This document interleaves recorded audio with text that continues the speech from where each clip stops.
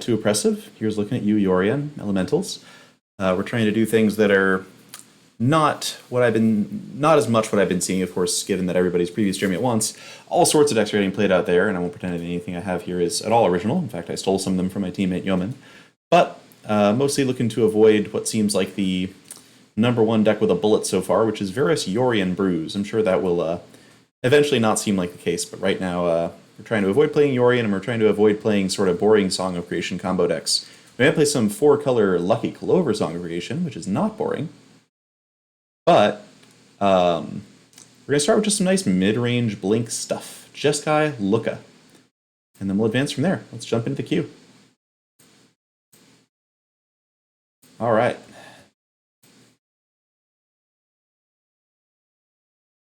Is there a challenge I'm supposed to jump into? I guess I'm just finding matches, right? Let's do this.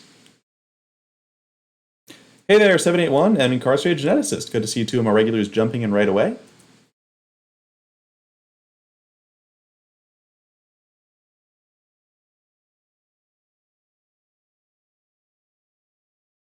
Starting out with my favorite deck that I've seen anybody stream so far. It's got Agent of Treachery and Charming Prince, but it's a good deal faster and more comborific than the old style of Blue-White Blink. But we are definitely not looking to have 3 Stonecoil Serpents in our opener with this deck.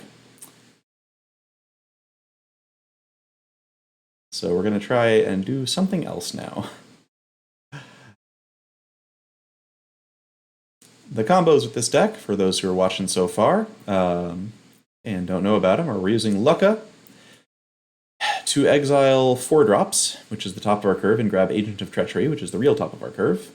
We're also running, boy, I don't even know what the name's called, Winota, Joiner of Forces, as a way to attack with cards like Bone Crusher Giant, Legion Warboss tokens, and hit Agent of Treachery and Charming Prince off the top of our deck, along with Elite Guard Mage. And then, so lots of weird kind of semi-tutor effects in a just rock-solid shell here. All right, so we're on the draw. I would like to, I think, just curve Charming Prince into Legion Warboss into Winota and go from there. The question is, do I drop Lucka or do I drop Bone Crusher Giant? I feel like I just want to drop Bone Crusher Giant. My goal here is I'm just going to use Charming Prince to hit all my land drops and hope that my opponent doesn't kill me before turn 5. Raugan Triome does make that a little bit awkward in conjunction with Temple of Enlightenment. I will note that Yo-Man was only playing 4 Triome and no Temples. I can kind of see why that might be the case.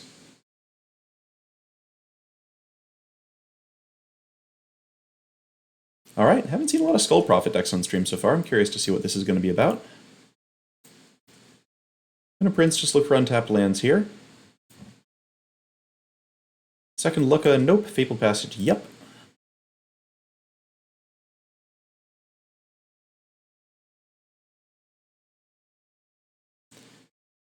Skull Prophet could mean all sorts of things. Could be like Nethroy.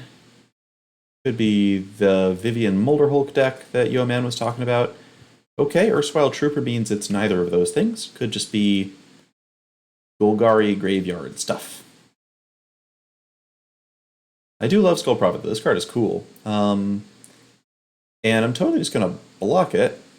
Once you have a human in play with this deck, it doesn't do very much. We're not like running Fossa or anything. We're just running Winota, which likes fetching humans, but doesn't really need to have them on the battlefield. So I'm just going to take out my opponent's ramp card here.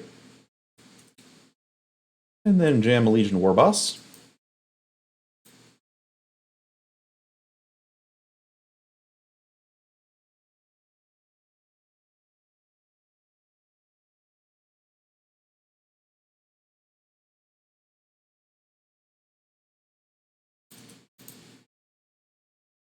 So ideally next turn, my opponent's going to block with the Trooper, play something else, hopefully not interact with us too much. And then next turn we get to play Winota, attack with 2 non-humans, get to look at 12 cards, which means we have a pretty good shot at hitting at least 1 Agent of Treachery. And even if we're not hitting Agent of Treachery, we're probably hitting a bunch of cards that are reasonably value-laden. If we hit like a Charming Prince on the first look, we get to scry 2 and try to dig toward Agent of Treachery on the second look. We also have Elite Guard Mage as a hit.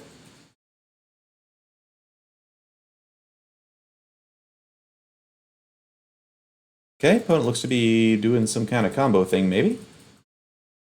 Alright, well, very fine Broken Plus Horse Wild Trooper. This is, to be fair, a good amount of damage. But not going to die next turn, so I'm not especially worried. Darn it! Not really looking to draw the agent there, but it's fine. Let's just grab a land, thin things out a little bit, and fire off Winota and see how this goes.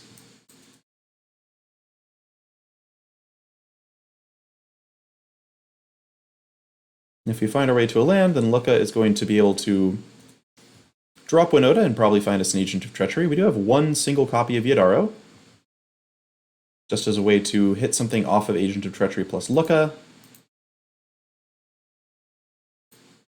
I don't think Yadaro is nearly good enough to play 4 copies the way that Yoman was there, unless there's something I'm missing about him. The cycling is just too slow and awkward. Alright, Charming Prince, sure. So there is a play that's interesting. I could save my own Legion Warboss here and get 2 triggers next turn. In fact, I think that's what I want to do. I think I'm just going to go ahead and exile Legion Warboss mid-combat, meaning that the Fine Broker can't block him. Then we hit some card draw, sure, so no Agents of Treachery yet. But next turn we get to attack with 2 more non-humans. With Legion Warboss, make that 3 non-humans, and from there we're almost sure to hit an agent.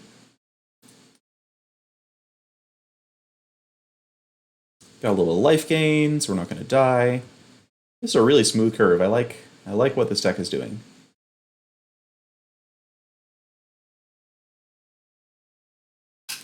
I'm trying to think if there's some combo with this card where you can somehow like get all your creatures from your graveyard back to your hand or something, and then just kill your opponent out of nowhere, but I really don't think there is. I do not think there is. I think our opponent's just going to die to the second Warboss. Notable, though, that the Temple plus Triome is a little rough on us.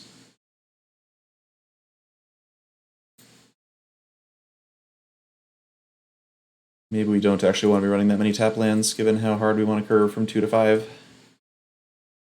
We just go with everything, right? I'm like a little bit too lazy to think about what this even is. Let's just go with everything.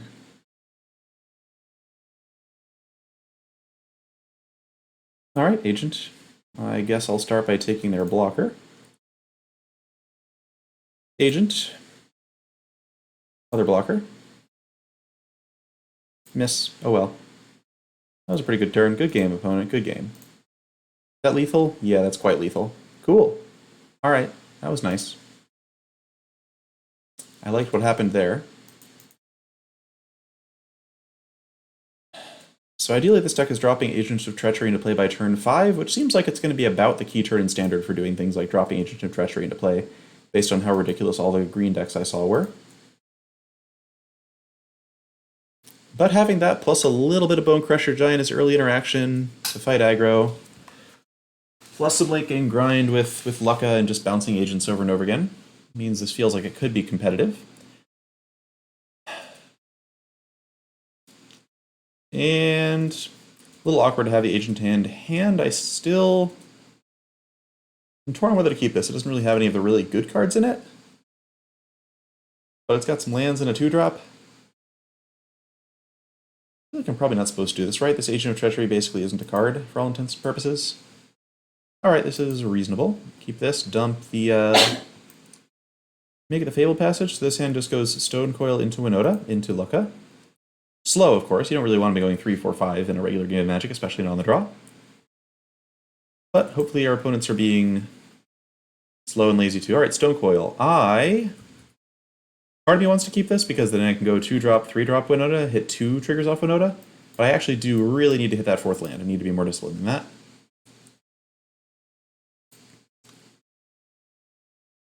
Yeah, Genesis, that was a turn 6 kill. It was a turn 5 kind of getting that.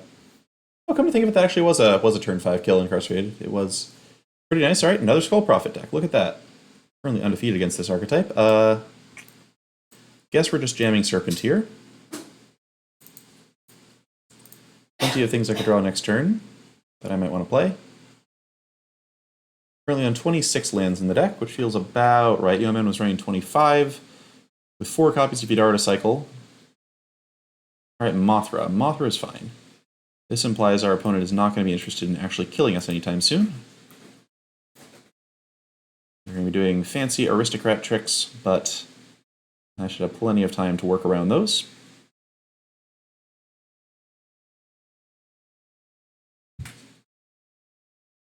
Fiend Artisan. Alright, so I assume that this card is going to be able to start doing things like grabbing genuine removal spells for our opponent. The non-attack with Mothra is interesting. I wonder if our opponent recognizes what this archetype is going to be. What this archetype is. So they have access to a 4-drop off of Fiend Artisan right now, maybe a 5-drop? Part of me just wants to drop in the second Serpent, just have a 4/4, and then Winota gets 2 triggers, which is much better than hitting 1 trigger, and like just losing the Stone Coil automatically. Let's just do that. I feel like I'm not under enough pressure yet. I don't know what this opponent's combo is going to be. Possible I just die on the spot for not trying to do anything crazy interactive this turn, but I'll leave that to Kuraku to show me.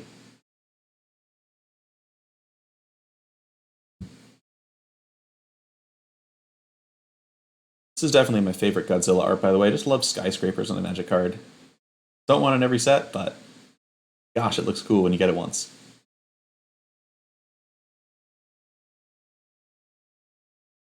Okay, opponent has made a 4/4 Fiend Artisan. I'm not very impressed with that play. Do they really have nothing in their whole deck that they wanted to tutor up that turn? That beggars belief. I do like how clean the mutate stuff looks, that's nice. Alright, opponent has forgotten that I... Alright, so they just want to get stuff back with flying counters, so am I going to let them do that? I'm alright with Skull Prophet coming out of their flying counter, I'll take 4 off the other one though.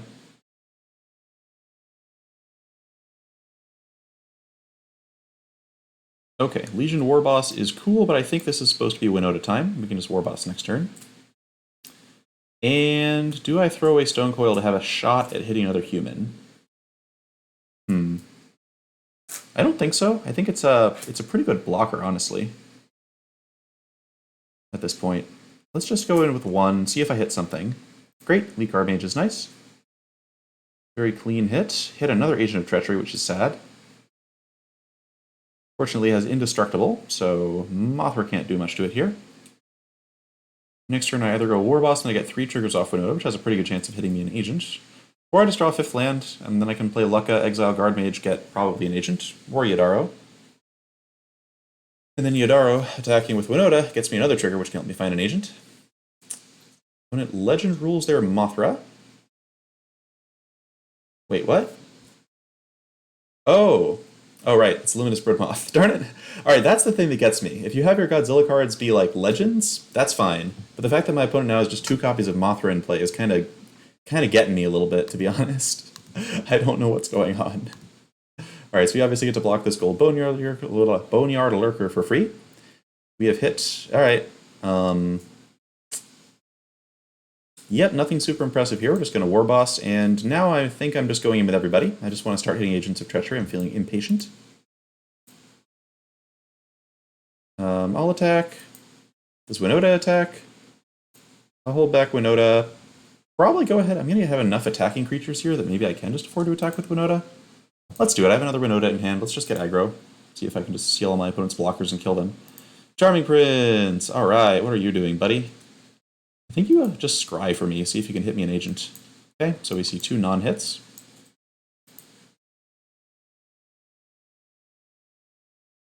Alright, we have another Winota, so this could come in and be attacking and have Indestructible, or I could just get another Prince. Let's just get another Prince, let's just keep doing the thing where we scry. Alright, Elite Guardmage. I'll keep that on top in case I don't have a better hit. I would love to hit Agent, of course, but Elite Guardmage is fine. But we hit Agent, so let's do that. Snag a Mothra.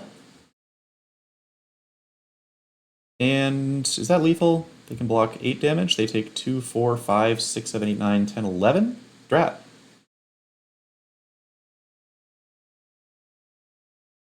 Alright, so they're not quite dead, but they're pretty dead at the same time.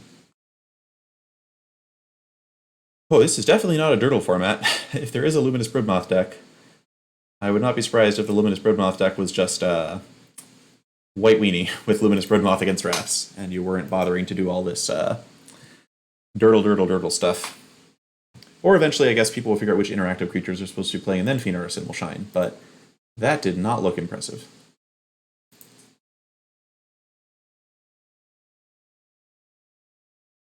I will say that the Jeskai Lucka deck might be quite weak to removal. Just the fact that you rely on having your 4-drop come down and then you get to attack when you have your 4-drop in play is not the greatest. Pablo Von Terror. Part of me wonders if that's PVDDR's Arena VIP account name. It's probably not.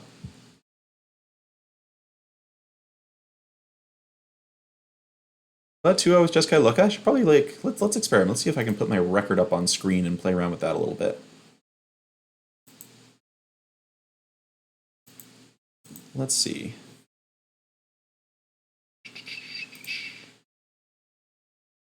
This hand is okay. Reasonable enough. I don't love it, but I think I'm supposed to keep it.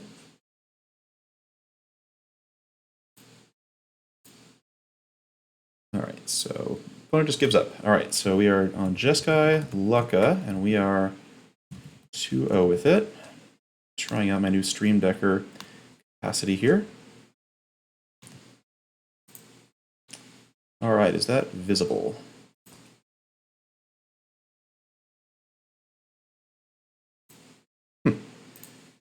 Alright, why is that not visible? Let's see. There we go. Alright, so let me make sure this is kept in an undistracting place. Hopefully that's readable, basically. Alright, great.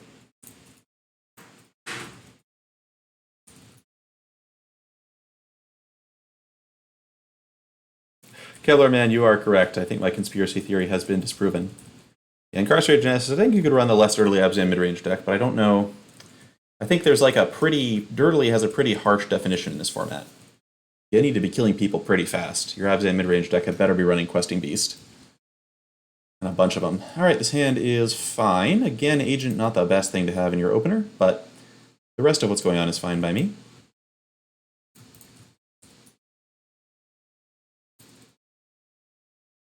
Might just cycle Godzilla on turn 2. Not a sentence I thought I would necessarily ever say. If I really wanted to like win today, if I just wanted to like get out a deck that was just going to win, honestly, I'd probably just be jamming, what do you call it? Jamming just like red white cats or something. Just like destroying people who are not ready for Swarm aggro. Or I guess just mono red, but that's no fun. Alright, opponent's gonna hit me with Venerable Knight. What 2-drops could they play that are in black and white that I would badly want to kill with Bone Crusher? I can't really think of anything that's worth taking 2 damage for. Maybe Worthy Knight, exactly.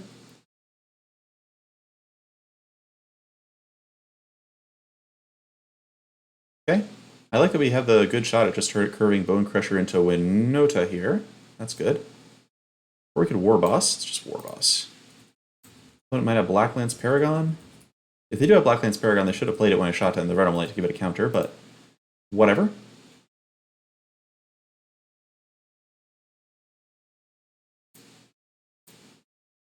Worth noting that a black-white Humans deck probably has Dire Tactics in there somewhere.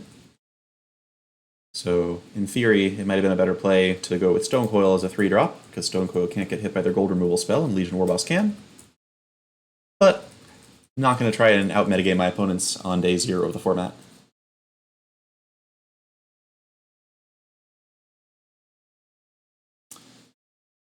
So we have a couple chances to find a 4th land. We could either draw it, or we could cycle Godzilla. If we hit it, we can at least Stonecoil for 2. Alright, opponent is possibly just Knights, possibly Human Knights. Alright,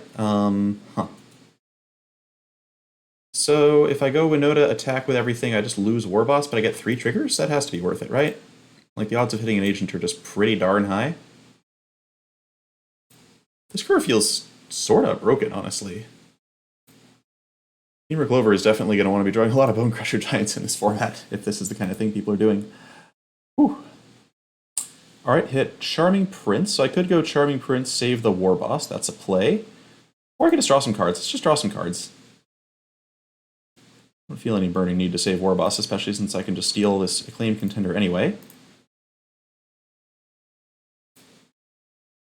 Yeah, that doesn't feel fair at all. Good lord. What in the world? And all these cards are just normal playable cards.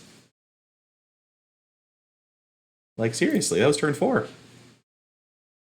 And I played, like, Stomp on turn 2. Yeah, Incarcerated Genesis, it honestly is a little nuts. I can't deny that. That was definitely the kind of curve that could beat a Yorion deck, fair and square.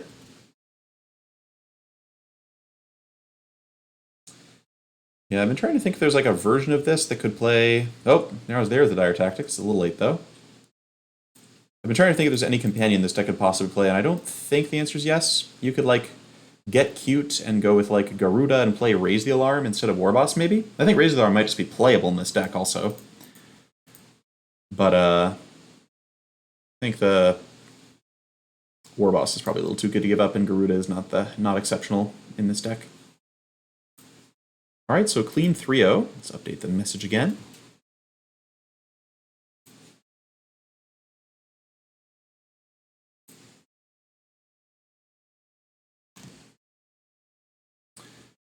Hand looks totally fine. Alright, we got a companion opponent for the first time here. Zerda the Dawnwaker. So we're probably going to be seeing a bunch of Mana Dorks, maybe some Biomancers Familiars, Kenriths.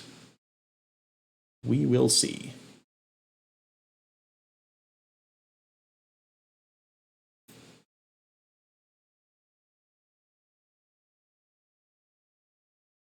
Oh, okay. We got Zerda aggro, Knight of the Ebon Legion. That's definitely very scary. I appreciate you, opponent. Fortunately, dies to Stomp.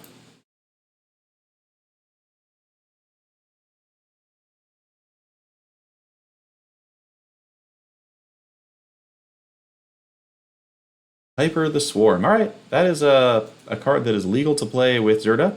I think even if this ability always cost 1, this card would not be especially playable.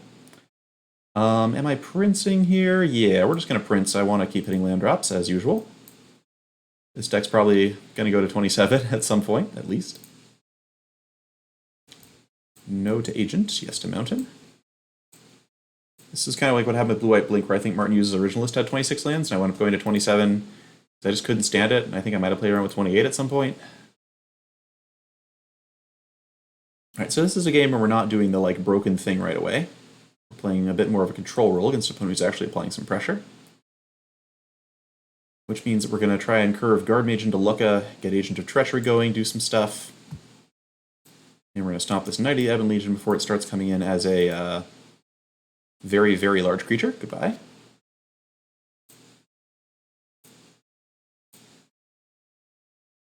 Curious to see what else our opponent has come up with.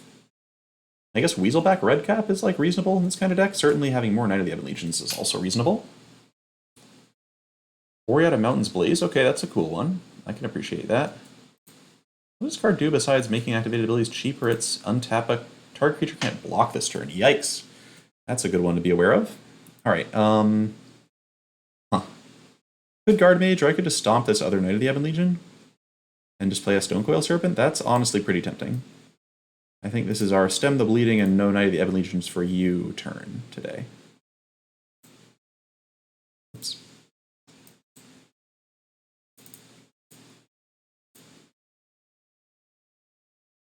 Alright, so this is the first opponent of the day that's doing something that's really making me a little bit nervous when it happens. But their best card by a mile is Knight of the Ebon Legion, and we've killed 2 of them. Embercleave, okay. I guess that was probably a spare Embercleave. Was not a spare Embercleave, necessarily. I kind of expected to just get cleaved that turn. I wonder what card they're looking for. Whoa, Shark Sleeves? These are already available? Oh wow, that's cool. Okay. I'm easily impressed. Alrighty then. Oh yeah, so Kevlar Man is absolutely correct that you cannot tell how strong a deck is when you're facing Mono Jank. I have no illusions that this is actually good. Alright, is it worth playing Stonecoil for 1 here?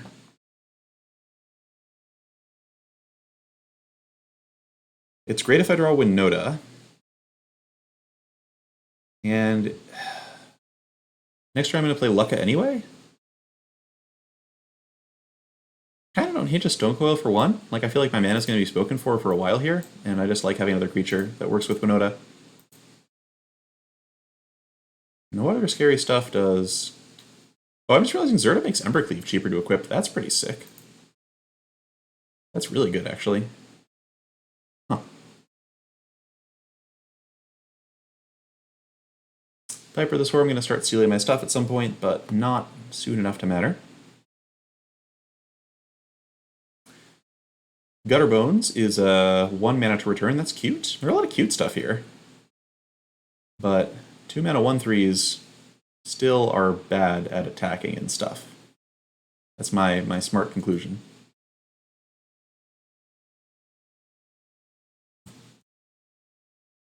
Alrighty. Well, let's get this show on the road then, shall we? Yeah, new board design. It's pretty sweet, Tvak.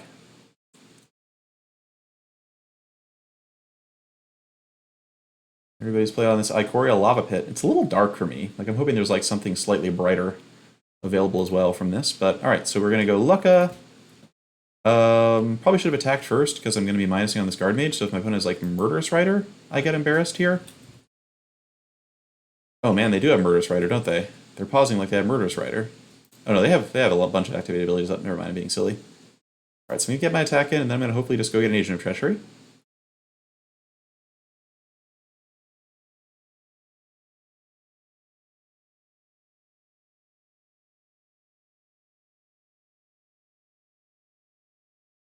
Hi there, I'm Durgan. Good to see you on the stream. And it's going well, JDL. We are undefeated with this deck. It's performing very, very well so far. It's cute. It's reasonably easy to disrupt. I have no illusions that this deck is going to like stay good and stuff. Like if our opponent had a removal spell for our Elite Guard Mage here, it would be completely blown out, except for that no one's really playing removal today. Oh wow, we got removal played at us. Blown out completely.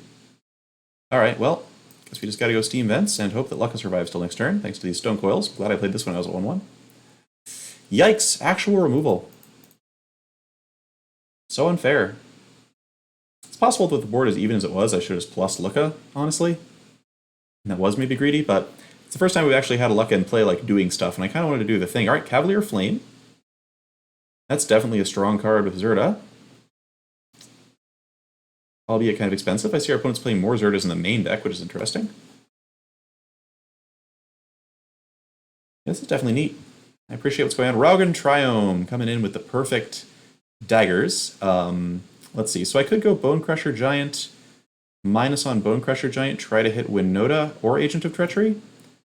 I can hit one of 3 Guard Mages, one of 4 Winotas, or one of 3 Agents or Yadaro off this. Let's try to have fun here. I don't know if this is the right play per se, but feels like trying to do something broken with Polymorph is a good idea. Especially while our opponent's tapped out. And it was just Elite Guard Mage. Yawn, okay. So I guess we just go other Bone Crusher. We're just going to try to block for our lives here. And then Agenting the Cavalier is at least a nice play. JDL, asking about Teamer Adventures. Yeah, I want to try Song and Teamer. Having seen it in action so far, I'm not sure it's going to end up being the right kind of card, other than as like a late game push target. Because it does cost quite a bit of mana and does force you to play in some awkward patterns, but very interested in trying it. It's certainly, obviously, really powerful. Looks really powerful. The spicy thing I want to try at some point is to play 4-color Clover and use Shepherd of the Flock to get it back to my hand after I've drawn 6 or 8 cards off of it. Alright, big attack coming in. This feels like an Embercleave to me. So we're going to block, assuming our opponent has Embercleave. What does that mean for me here? So, no Winotas yet. I could get a Winota off of Lucka, but I'm most likely just going to be playing Agent of Treachery here. Embercleave on Cavalier Flame is going to hit me for... Jeepers, that's an 8 power double striker? I think I'm just going to have to take the medicine. Let's just clear off the rest of our opponent's stuff and not worry as much about the 8 power double striker as I am now. Block this, double block you.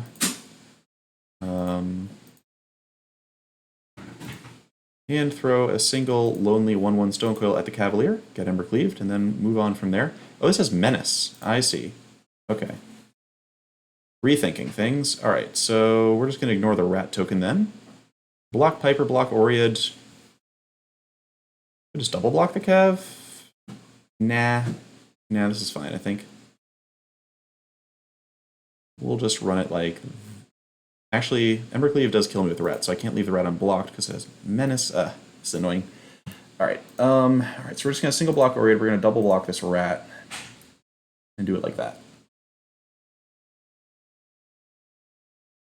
Incarcerated Genesis, yeah, Song is quite unbelievably bad and limited. I am not surprised by that at all. Alright, so this picks up a thing. Oh wait, did I miscount?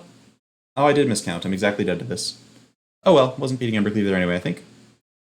Oh wow, it actually pumps more. Yep. Alright, was not counting on Zerta. My opponent has definitely killed me with this combo. Alright, so we saw the deck fart out and die for the first time there. Just need to hit a Winota or an agent, and we did not get there in time. Had to take some gambles with Lucka, and they didn't work out. Opponent disrupted us with removal. Exactly the sorts of things that I would figure this deck to be a little bit weak to. But, you know, that's how it goes. Glad to see that just like a little bit of interaction of a deck that's otherwise moving kind of slowly still can pin us down. You have a follow. Hey, a new follower. Thank you, the Avatar State. Super good to see you here.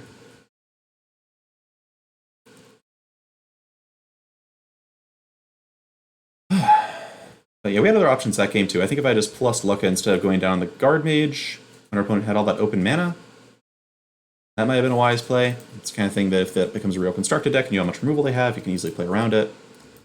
That's the nice thing about Lucka, is just the plus is totally fine in this deck. We play a bunch of creatures. This hand, no 2 lands on the play is not going to do it. This will do just fine though.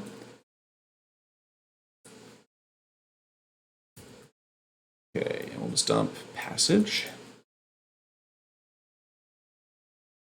So Charming Prince and Winota do not go together exactly, but hopefully this Prince can scry us into a War Boss plus land. That would be great. Incarcerated Genesis. Stonecoil is just in this deck as a cheap thing that is a non-human that attacks, that like fits in your curve anywhere. It could definitely be any number of other things. It's possible that Raise the Alarm would be much better, for example. But it's also nice to have quality cards that work when you don't have your Winota going. But that definitely is what I would consider a flex slot. It could be any number of other things. Brazen Borrower might be perfectly reasonable for the same reason they're playing Bone Crusher Giant, for example. Okay, we got another Winota, which does not interest me, and an Agent of Treachery, which does not interest me. Okay. Opponent's on Aegis Turtle, which makes me think this is probably a high alert deck. If this is high alert, then Aegis Turtle is definitely terrifying in it. Or it's just mono blue stall. Lucka, alright, like seeing Lucka here. That's not a bad one.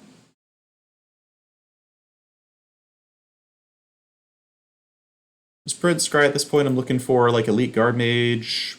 Even just a 5th land for Lucka is perfectly acceptable. I'm just going to keep that one. Gives me an Agent on turn 5 if the opponent's not disrupting me much. I like the idea of stealing this Ominous Seas after it's accumulated a few counters. Alright, opponent looks to be card draw tribal with Ominous Seas.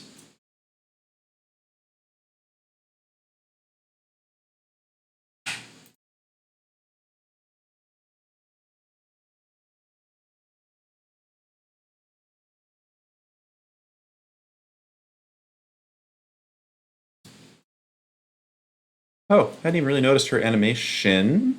Very goth. I was not expecting this Boros legend to be nearly as goth as that. It's going to be a good cosplay target for some folks. Alright, more card draw tribal happening here. And fortunately, no Brazen Borrowers. You love to see it. Okay. Question is, what am I stealing from my opponent if I do hit that? I guess it's probably just Fairy Vandal, so I can block and keep Lucka alive for a little bit longer. So let's get frisky with Winota. Actually, there's no point in getting frisky with Winota because they just block with the 0-5. Let's just play Lucka. So I should have played Lucka pre-combat. I foolishly went to attacks not realizing that Winota was just going to block this 1-mana 0-5. Because if I hit Yadaro Wandering Monster now, I'm going to be very sad that I can't attack with it. But hopefully the odds are in my favor and I get that 3/4 chance of hitting Agent here. Perfect. Alright. I'll take Vandal.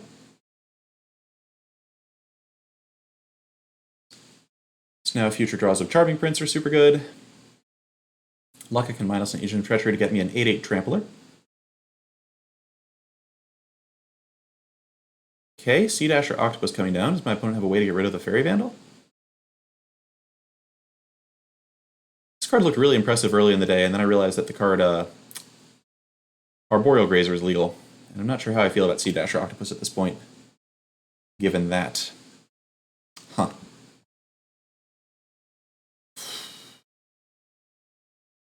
Could minus get an 8/8, could minus on... Well, it's just plus for here.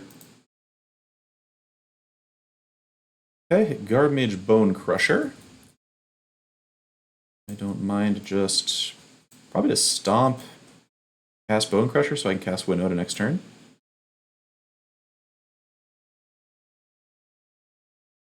Another thing this deck could play instead of Stoneko would just of course be Teferi, a card it's not playing now, and it's probably wrong not to be playing. Hold back with Agent here. Not really much reason for Agent to be attacking.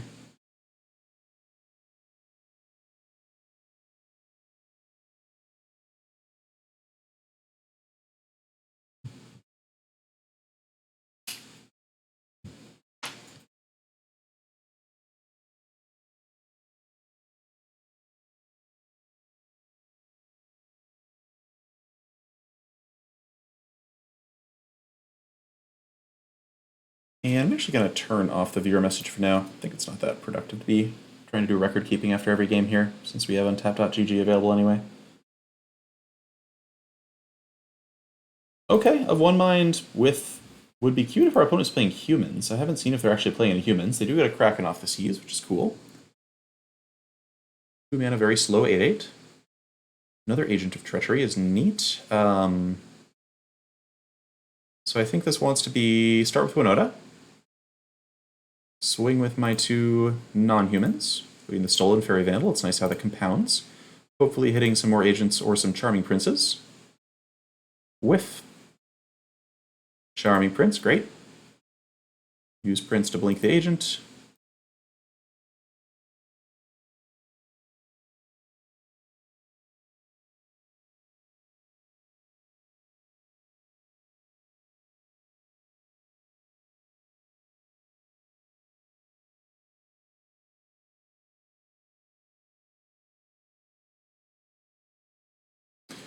R.I.P. Bone Crusher. Let's go ahead and see if I can trade Winota in for another agent here, I think. Do I do that?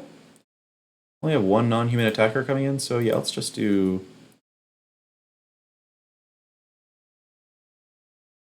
Trade Winota, see if I hit an 8/8 of my own or another agent here. A little greedy. Alright. Hit Yadaro instead. Let's just grab this 8/8.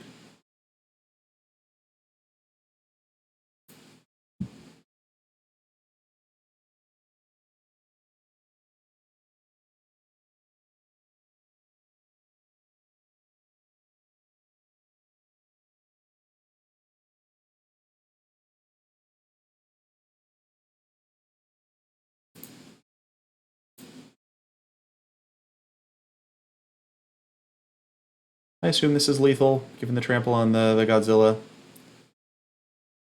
Yeah, probably.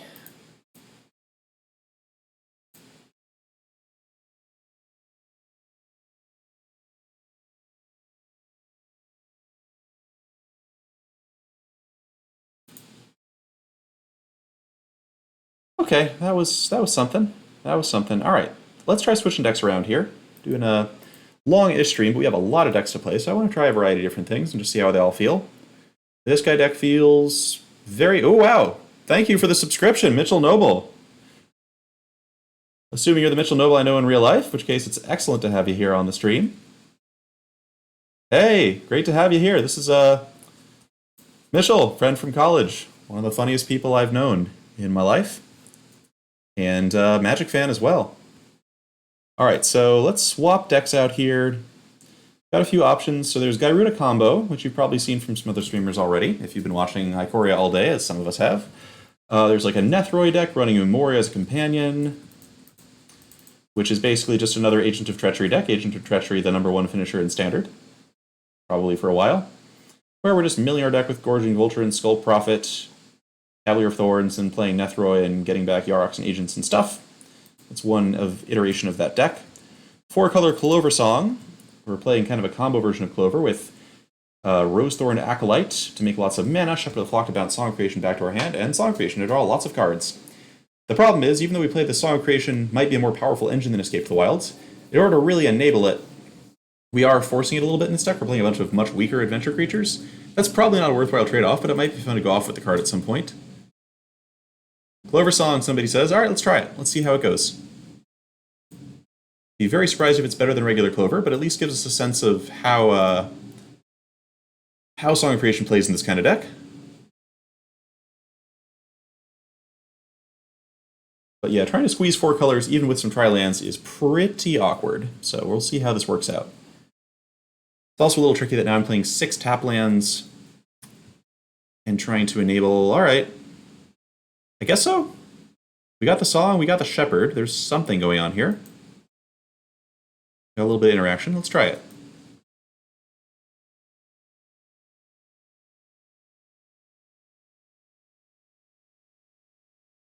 Hello.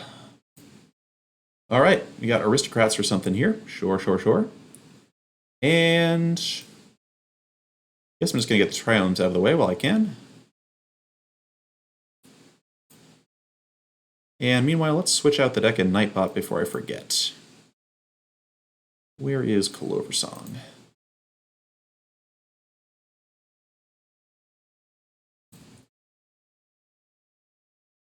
Labyrinth Raptor, sure, that I can kill. Weaponize the Monsters is definitely interesting against all the adventures, and that you can counter them pretty well. Wow, having 2 Song of Creation is definitely a lot worse than having 2 Escape to the Wilds. But I guess one of them discards the other one automatically, so maybe it's not so bad. Gamer Clover Song, 4-color version, la la la la, where is it? Here it is. All right. Throw this one into Nightbot. It's not going to be wholly accurate. I might have changed around a card or 2 since then, but it'll be pretty close to the thing I'm doing.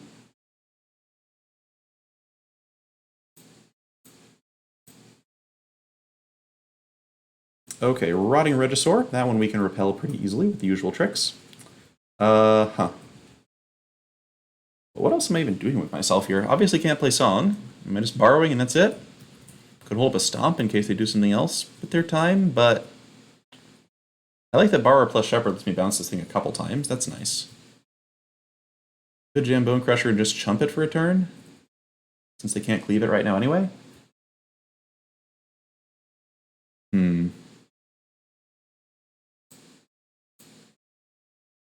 Let's just play Bone Crusher here. Could take 7, could chump. But not really doing Menace Tribal necessarily. Okay, I guess they are doing Menace Tribal with Rotting Regisaur. Eat my words now. That one's pretty good with Menace.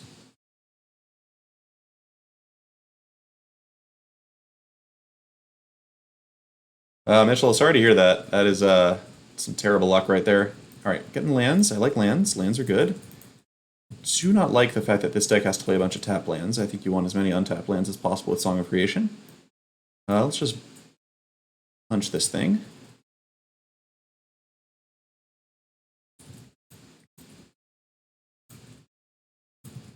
Stop on upkeep to let my opponent discard before he bounces their dinosaur. So far we've played ourselves a completely normal Clover game. Nothing unusual has happened. Opponent could sacrifice this to throw it at me, but if they decide to throw away their Rotting Regisaur, I am perfectly happy with that outcome.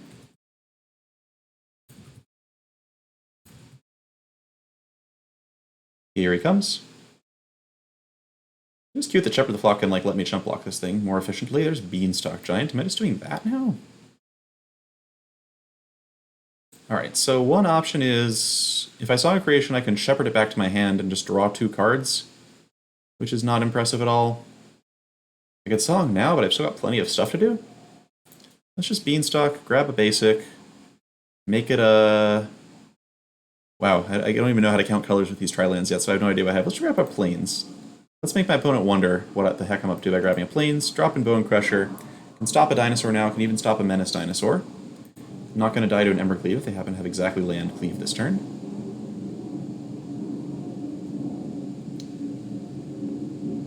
Still have a relatively cheap adventure card in exile for if I get Song going.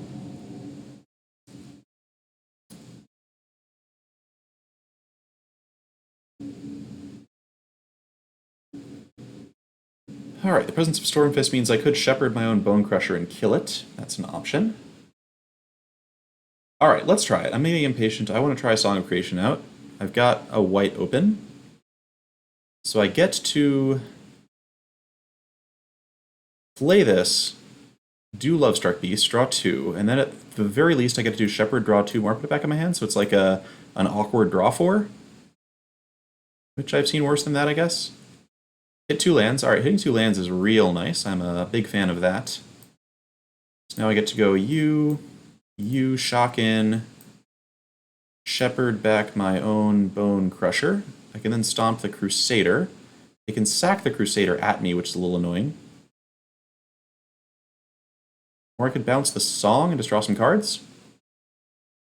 Bounce the Song, draw some cards. Nothing that special I could hit here.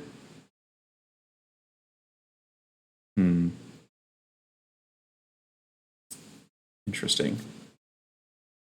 Could just drop a Lovestruck as well, just have a 5/5 here. Crusader is a human, yeah. It's definitely all the knights on Eldraine. Well, not all the knights on Eldraine. Some of them are not human, but most are human. Alright, so options are again, Bone Crusher Giant comes back to hand, I kill the Crusader, they weaponize my token, they have a Regisaur but no cards in hand, and I have a Song of Creation in play. Let's just do that. Oh, I take 2 off this. It's a good thing to remember when I'm pulling off this combo.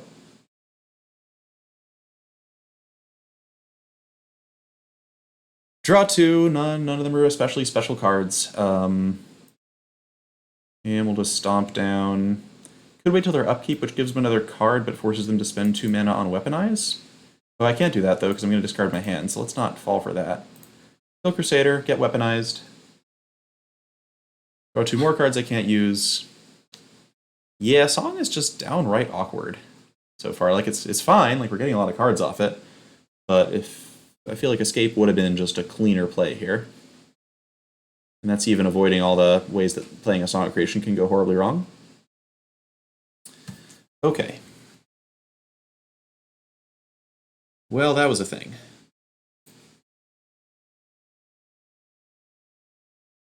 Definitely feel like you're supposed to play this card with Arrow.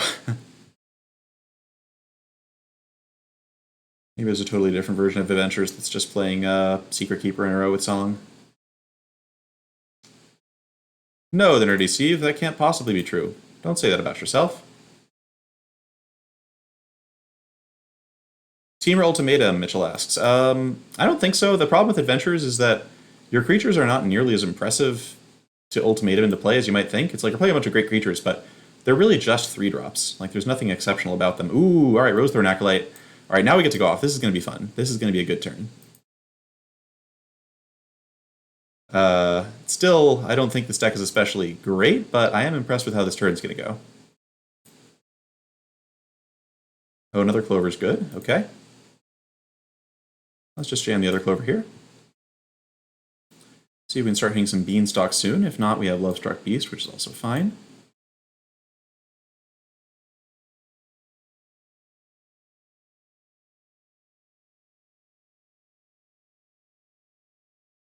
Not yet. Alright, we'll Clover one more time then.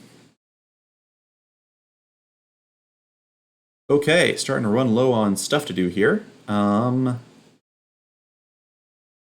Probably just a wish then, except for then I discard all the cards I wished for, so that's not very good. I don't like that. Do I just Shepherd?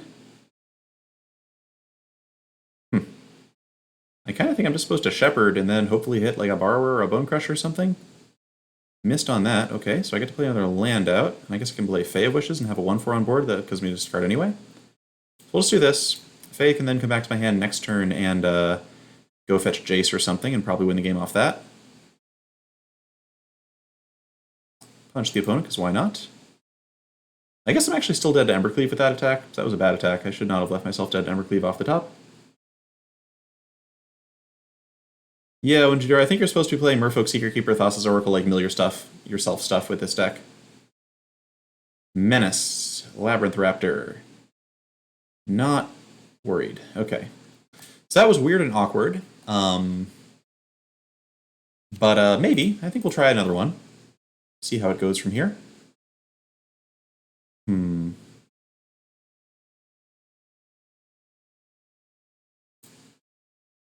We'll try another one.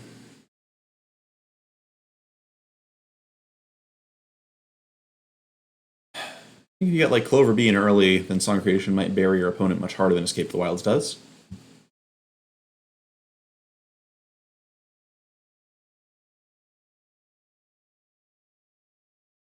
All right, sure. It's interesting to see the normal Shepherd of the Flock hands and how they feel, which is kind of wimpy, but not the worst. Yep, take him out. I mean, I think there are plenty of right decks for that card. I think it's extremely powerful. I just don't know that we have necessarily found the right one in Adventures yet. Because really, this card takes the Escape the Wild slot in Adventures. You're not taking out a bunch of Adventure creatures for it, I don't think. All right, General's Enforcer. All right, we'll just get our tempo on, bounce this thing before trouble ensues. All right, Clover's nice. Just go with that instead of whatever I was going to do. Yeah, the part where I'm playing a bunch of Rose Thorn Acolytes and shaving on my like Fae of Wishes does not feel good here. Not at all, really. I would love a song. Song would be amazing to draw, but so would Escape the Wilds. You know, so would Escape the Wilds. So we'll just be in here, thin our deck a little bit before we incubation. When you're starting to take multiple lands out of your deck at the same time, that kind of thing actually begins to matter.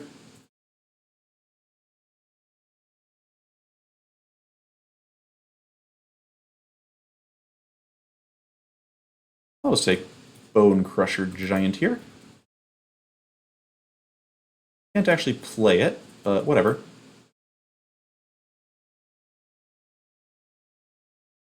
Yeah, when you draw, that's another idea. That's another idea. You really need to, the key thing about the Song of Creation is that you really need a card, like a way to play spells out of your graveyard or something, so it actually does something. Like the turn after you play it and you discard your hand. So whether that's Radical Idea or Uro or Adventure stuff, but like you better be stockpiling on your Radical Ideas if you're doing the Electromancer thing.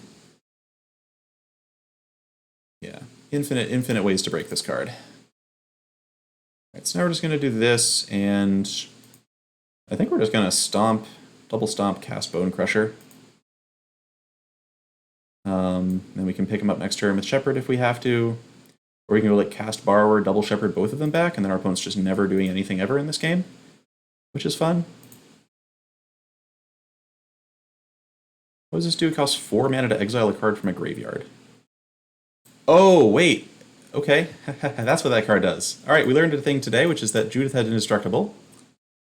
That was not the right play, given that Judith had Indestructible, it turns out. Should not have done that, should have done a different thing. Oh, Lord. All right, so that's a combo. That's neat. That's pretty neat. It gives legendary humans Indestructible, Tammy, so that did not work out at all. Outlaws Merriment. Okay, our opponent is still going to get blown out of the water because their deck is not performing with much efficiency here. This next turn is going to be pretty sick. They didn't attack. That is interesting. Okay.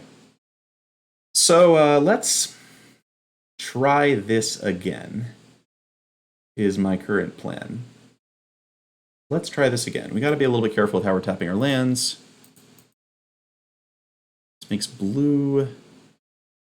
Yeah, okay. So we go Borrower.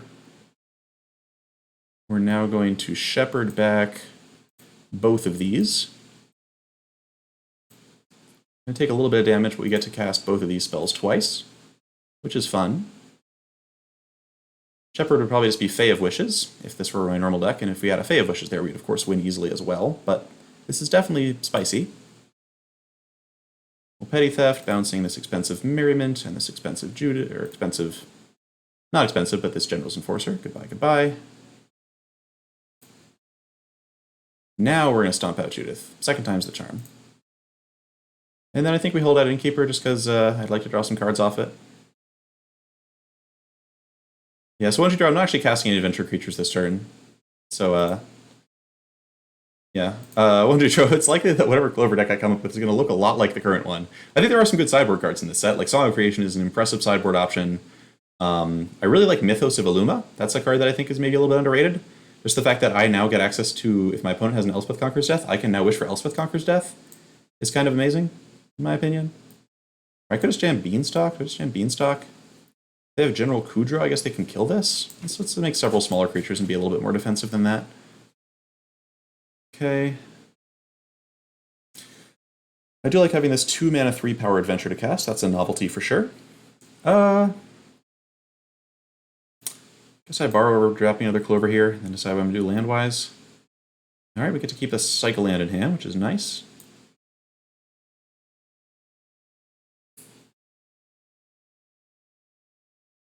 I do think that it seems pretty likely that Clover is just going to be like a totally reasonable deck to play in this format. Like, I don't think, it doesn't feel like the decks have gotten that much more brutal, necessarily.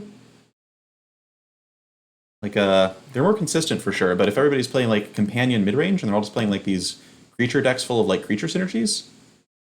Oh wait, Tajik is indestructible. Right, gotta remember that kind of thing. Gotta remember that Tajik is indestructible. Okay. At some point we'll get our head on straight. I think we might have blocked there anyway, just because it doesn't seem like we're getting much done with Shepherd besides blocking with it, but do gotta remember that. Alright, we'll cycle this now. Cycling lands, woo! More Beanstalk Giants, sure. Might just kill our opponent with 11/11s here.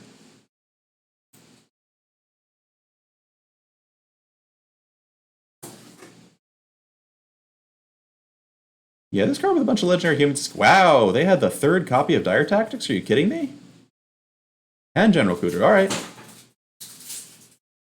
This actually looks pretty strong. We might lose to this. The opponent had the 3rd copy of Dire Tactics in their top 15 cards. Yikes. Fortunately, they're being incredibly... Why are they not attacking with General's Enforcer? Come on, opponent. Come on, opponent. Show some respect. Alright. I need one more interactive card at some point. No guarantee I'm going to find it, of course. How much mana do I have now? 7, 8, 9, 10. Song would be great. If I could do a song, I would like that. Alright, so I can Clover, play Beanstalk, go to 9 mana off of that. I think that's the plan. Need another borrower pretty badly. Do a quick basic count while we're doing this. Okay, 1 left after this. Yeah, so we'd be easily winning this game. I guess had we remembered how the indestructible clause worked, we'd probably be winning as well, but having access to...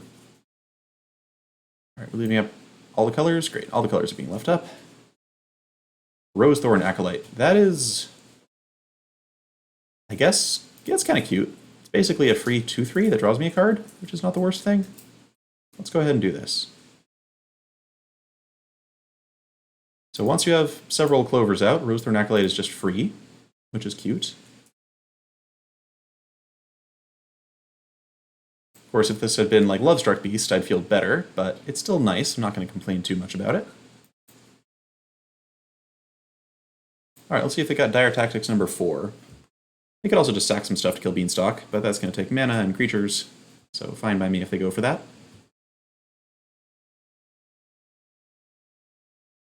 Oh, is Nightbot? Right, Nightbot was having some problems and was not switching out. Alright, so General's Enforcer continues to just make these cards indestructible, which is pretty good.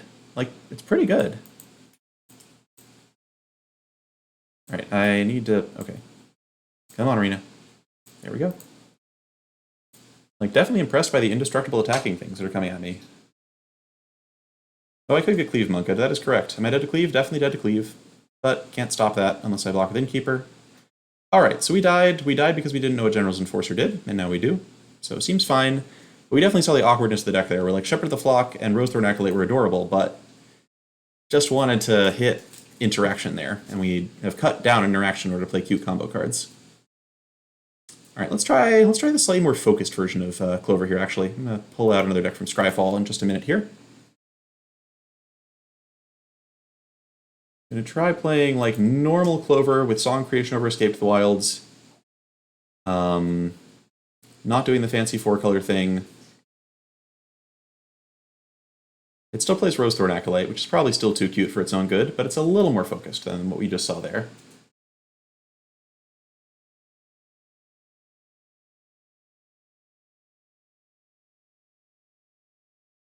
Alright, and this gives me a chance also to talk about what wishboard options I think are fun.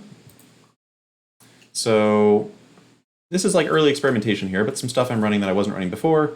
Song of Creation, obviously great late game card draw spell. Possibly overkill to have this and Escape the Wilds and Plain-White Celebration.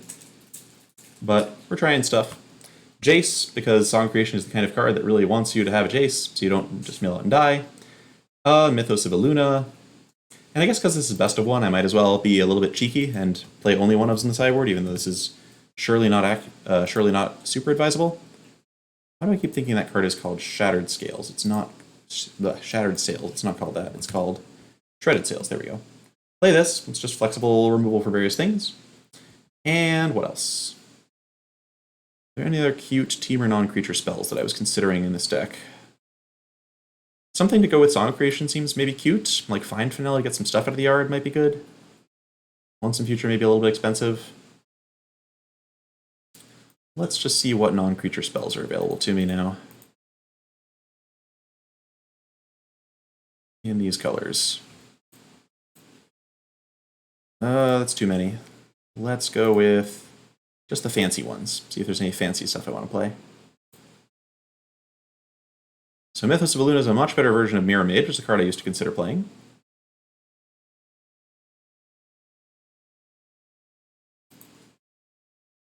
Actually, let's just look at new Ikoria options here.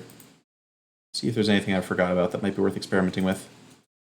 1G draw, white versus black. So the reason I was playing white in that deck was not because white has better adventures than black, although I don't think you can really play Murderous Rider in your 4-color deck with any consistency.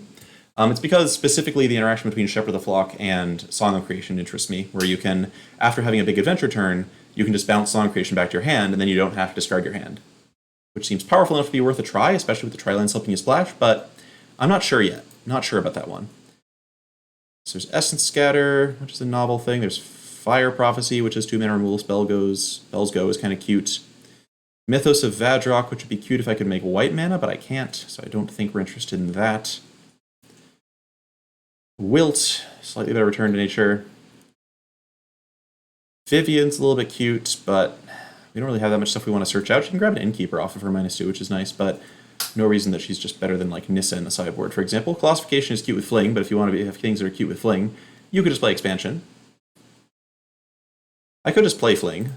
I'm experimenting with not having the deck because Luis Salvato took it out.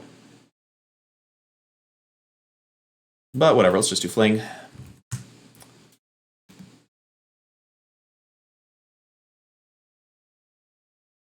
Possible with Jace, you don't need this as much.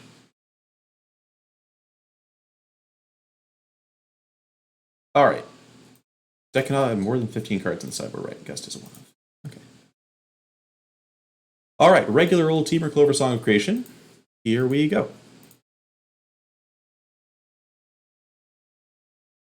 Yeah, so 1G to Shredded Sails. The story of Shredded Sails is that Tammy and I were looking at cards for Teamer Clover when she was putting the deck together and trying to figure out what should be in the sideboard. And we really wanted something that could like kill a flyer and kill an artifact. And the card Reckless Airstrike exists in Standard, which is 3 damage to a flyer or kill an artifact at sorcery speed. But the main flyer that we were interested in killing was Sphinx of Foresight. And I think it's cool that you have like a combination Shatter plus kill Sphinx of Foresight card in Shredded Sails. It's probably not quite good enough compared to like Return to Nature, but it's interesting. Now I'm just playing a normal deck in Ikoria. Feels weird, man. There's Rosethorn Acolyte. Alright, not too normal, not too normal.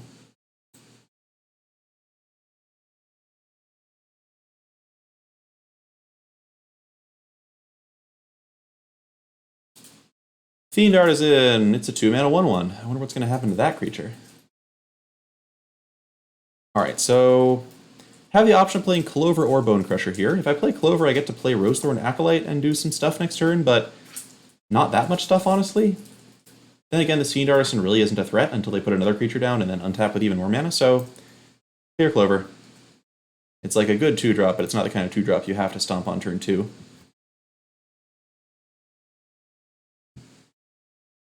I'll be a little sad if they have Knight of Autumn and this turns out to be like Selesnya Artisan. But looks like we're Abzan.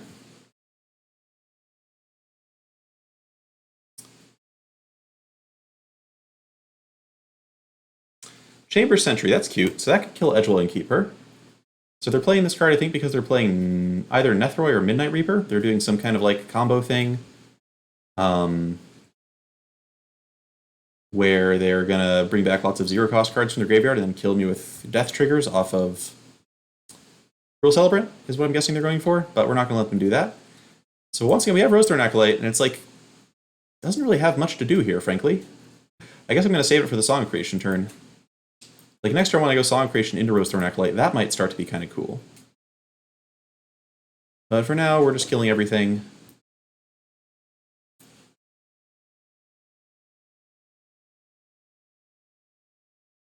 Yeah, they might have the Ozolith, I guess. That is a card that goes with Chamber Sentry, kind of. But whatever they have doesn't matter very much, because all their creatures are dead.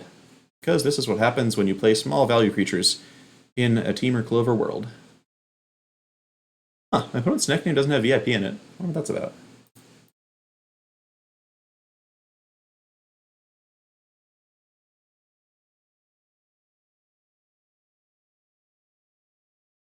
And by the way, thanks to everybody who's viewing this stream so far. It's good to have you all here as we jam various decks, but mostly what people want to see, which is Temur Clover, into our opponent's Ikoria brews and see who comes out on top. All right, I'm just here to cast Song of Creation. This might not even be the optimal play this turn, but I'm just going to try it and see what happens, which is that we're going to cycle this. Going to go for green and blue, I guess? Not really sure what we want to be going for here. Okay, well, now it's definitely blue. And I guess we just bounce the Bastion here. Let's just let our opponent have nothing today. I think I just feel like letting our opponent have nothing today. It is nice that Innkeeper here is a backup for in case our opponent kills our Song of Creation. You can actually, ooh, Beanstalk Giant, that's cute. Huh, so if I cast Lovestruck Beast, I still would have had too many tap lands when I'm able to cast this Beanstalk Giant. Alright, so let's just go with, take some tokens, get another thing in the exile here.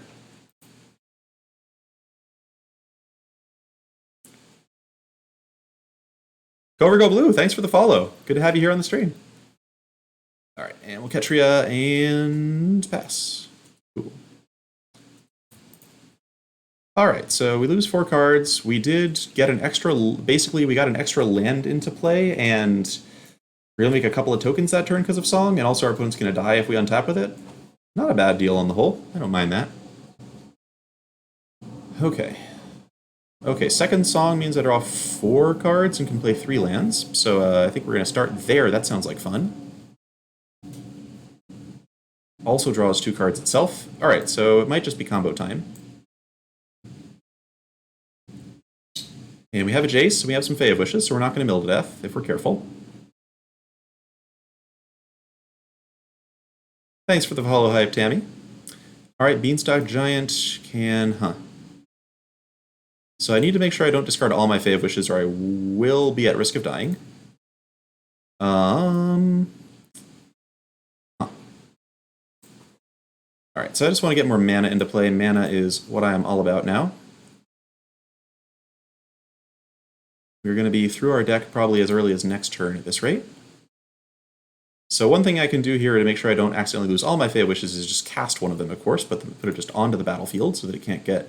I can just discard it the next turn. Which is, I guess, what I'm doing here, right? I'm not even keeping track of how many more lands I'm allowed to play here. But our opponent is going to die to Jace Wishing next turn at this rate, I believe. Okay, Rose Thorn Acolyte's cool, so I can play that one out. I'm at 23 cards now. Gotta be somewhat careful. I have more land plays, right? So I can just go this into Clover. I could play Rose Thorn, which makes more mana, lets me stomp the opponent a little bit. I'm kind of lost track of what's going on here. Yeah, the Wish and Jace are going to mill 8, so I got to be careful about this. I can't bounce my own songs because Borrower can't bounce those. That's a really good... If I were playing the version with a white splash, then I would easily just pick up both songs and win the game from there. Of course, this is actually sort of awkward. Huh. Alright, let's... Milling 8. Alright, I'm just going to play Clover here. Have another Clover in play. And, yeah, just went with Jace next turn is the current plan. Let me count my mana real quick. Got access to 12 mana, so that's Bounce Back Fae. I have to cast something. I cast Lovestruck Beast, Bounce Back Fae, go to 7, and then I wish for Jace and cast Jace. That works. That works. Alright, so I should have the win next turn if I'm counting correctly. Jola, unfortunately, I don't think there is. There might be something that like is a mouse over that I've missed or something, but Not to the best of my knowledge, which is kind of awkward a lot of the times with like Escape the Wilds and Song of Creation, stuff like that. All right, Clover's actually nice because that just gives me a card to kickstart the draw that's a little cheaper than anything else I could cast here. So we're going to cast that, draw 4.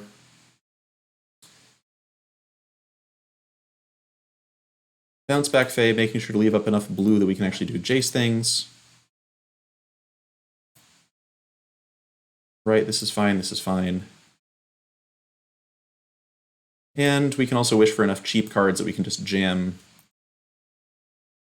Jace and win with it for sure, even if we weren't drawing the rest of our deck here. So we draw 4 cards.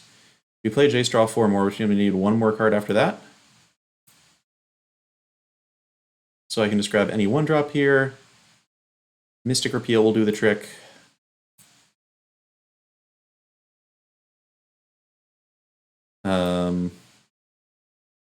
Shadow Spear would also do the trick if I didn't have Mystic Repeal.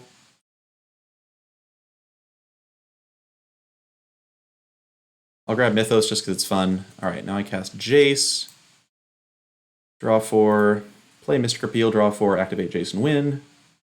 Alright, so our opponent just didn't do very much this game. This was just us goldfishing, but the goldfishing felt kind of okay. The question is, like, what would it be like if we were trying to interact with our opponent at the same time as we were doing all of this, instead of just, like, doing whatever the heck we wanted and having fun? Hopefully we'll get to experiment a little bit more tonight and figure out what that would be like. Rosethorn Acolyte's really cute, but I don't really need it. Okay.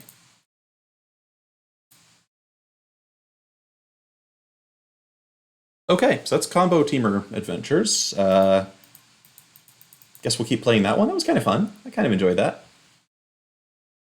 Did kind of make me want to go back to the 4-color version. Let me look at this version and see if I can build something that's like a little cleaner maybe. So if we do this... I guess with Rosethorn Acolyte, I probably don't need to do more than play exactly 1 copy of the card Plains to be able to do the Shepherd thing. If I'm like comboing off. So maybe I just play like 1 Shepherd in the deck somewhere. And I can cut down like a Fae of Wishes, something like that. Could cut Rosethorn Acolyte. This is a card you never want to draw 2 of, ever.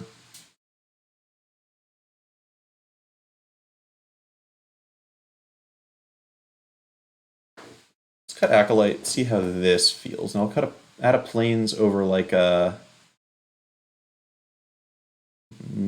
island maybe. What's this? This is 5, 13. 13 red sources. I've got 19 green sources. Yeah, I'm lower on Borrower than ever before. Let's just drop that, add a Plains. Let's just see how greedy we can get, right? This is what the previous stream is for. We're just getting incredibly greedy. Let's get incredibly greedy. Oh, Jolaj. Oh, that's a good point, actually. Maybe we're just not supposed to be playing Borrower at all. Alright, let's try that version. So, Jolaj makes an interesting point, which is that we're allowed to just play a Companion. So we should probably be doing that instead of doing what we were doing before, which is not playing a Companion. So, oh, this is interesting. We get to see what the deck looks like when it's illegal. You can't play Brazen Borrowers. Goodbye, Brazen Borrowers. Okay. So let's just play Rosethorn Acolyte and 4th Fae of Wishes or another Shepherd of the Flock. Let's go for another Shepherd of the Flock. It's a card we're experimenting with. I want to see how it feels when we're using it. We have okay, we need to cut a sideboard slot as well. Let's just cut the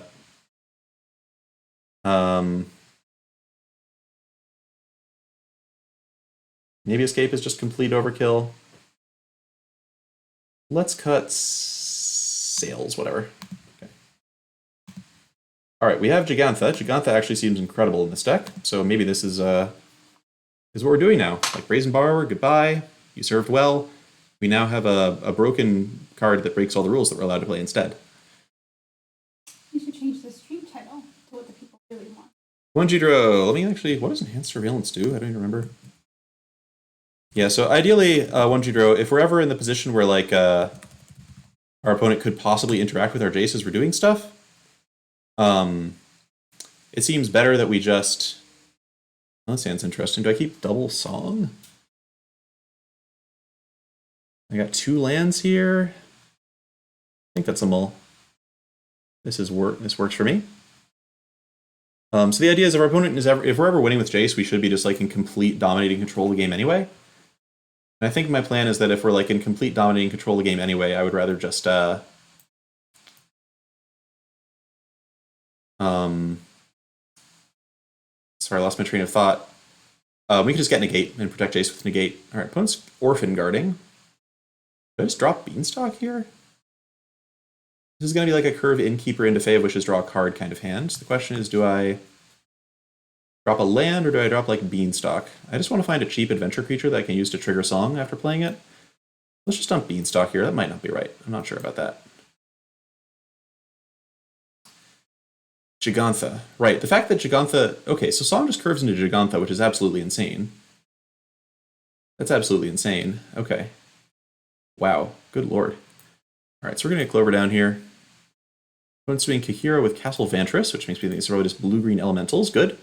Definitely a matchup I'm interested in seeing how it goes.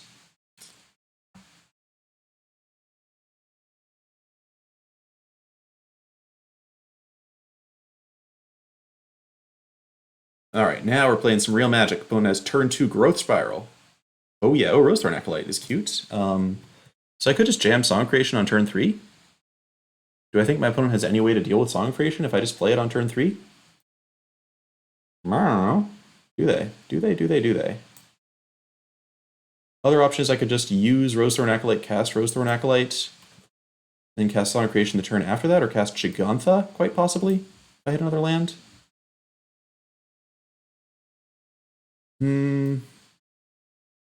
Let's just get greedy on. Let's just play Song out as early as possible. I'm really just experimenting to see how good this card is. We need to make blue off this.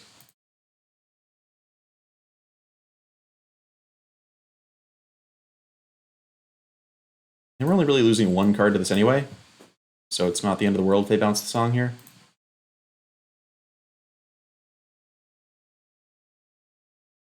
Fire Owls, yeah, I wouldn't be surprised. It definitely has a lot of properties of cards that could be banned. It's pretty crazy. But, you know, enjoy it while it lasts. Jadel, what do you... Oh, Jadel, you can stack your end of turn effects however you want to. So you can untap your lands before you discard anything to Song Marauding Raptor. What? So my opponent's like Teamer Dinosaurs? Alright, I guess we're about to find out. Alright, so Ketria Triome's nice. Just going to jam Rosethorn. We can draw 3 cards now with Song. So ideally, this is a turn where we like put 2 lands into play and maybe kill something.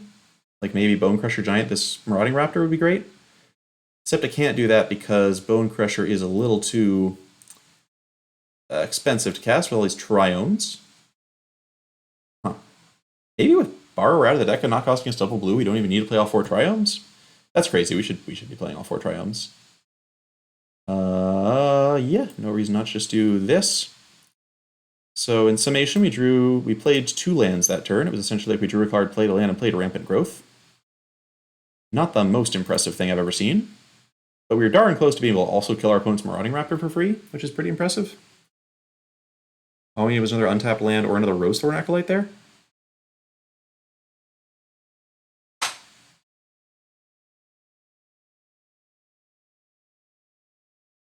Fascinating.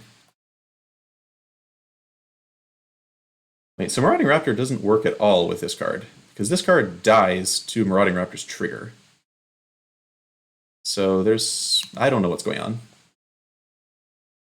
Are they going to play their Orphan Guard and it's going to die? I hope that doesn't happen. Don't do it, Magic Man Games Live. Don't do it. Don't do it.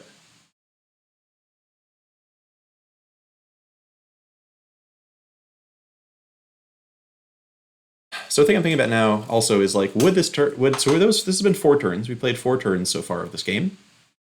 Would these first 4 turns have been impressive against any of the decks from last season? Because you know that eventually the decks from this season are going to be just better than the ones from last season. So that's what we kind of got to compare to. And I don't know if having like a 1-1 and a 2-3 would really have been enough in that kind of spot. All right, so our opponent can play Shifting Ceratops, but they can't haste it. So that's fine. Take our medicine. We do have to actually like start interacting with the board next turn. Ah, Shepherd of the Flock. All right, Shepherd's a good hit. I like Shepherd. Let's Gigantha, play a 5/5, draw 2. Good, good, good.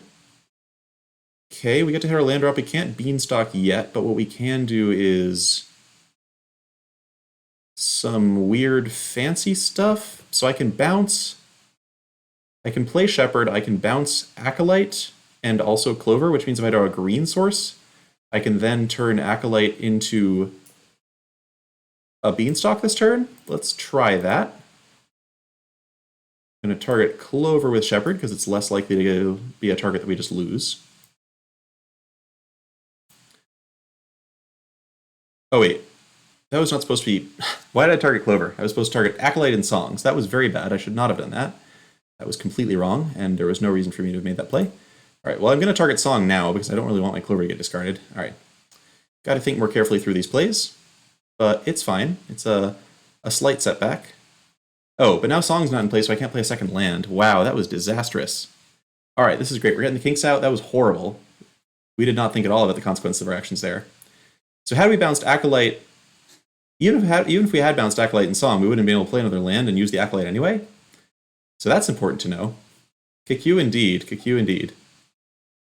That was terrible. But we do have a 5/5 that we just got to cast for, just because. It might just be fine anyway.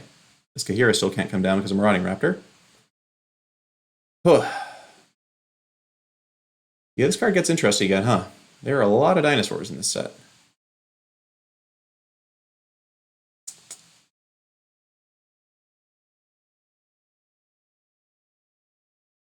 Okay, Illuma. That's pretty scary. That's going to hit us for a bunch of damage. Our opponent gets to cast a 7/7 for free, which then is a dinosaur and does get haste. So we're dead because the Ceratops gets trample, so I think we just die to that. No, this doesn't get haste. This doesn't get haste. Okay. So we're not dead. We get to block Ceratops. But we're probably dead next turn because we're not playing any Brazen Borrowers in our deck.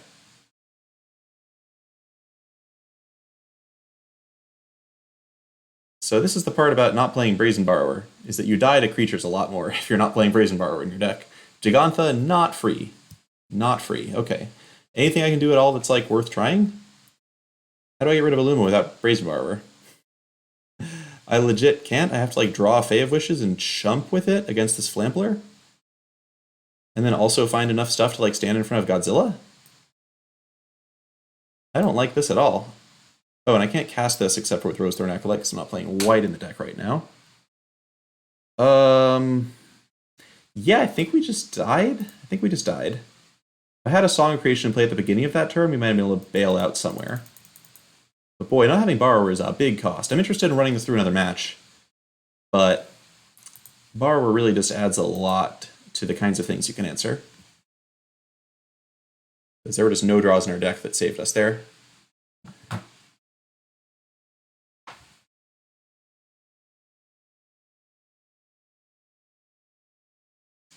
But we're trying it again.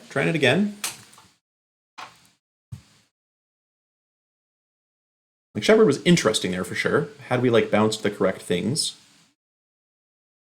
Or hit, like, one more land at any point in that... If we hadn't, like, hit two tap lands in a row and hadn't been able to Bone Crusher Giant the Marauding Raptor, we would have been in pretty good shape. So there's some potential here. But of course, that was also just a perfectly fine Clover hand. Alright, Shepherd of the Flock looking just god-awful here. I guess it's castable with Gigantha eventually. We are going to keep this hand because it's got a Clover and it's got our colors and it's got a Lovestruck Beast. Opponent is doing Yorion stuff. Oh boy. Alright. So maybe this is just like fires with Yorion? I wonder what the Temple of Triumph means.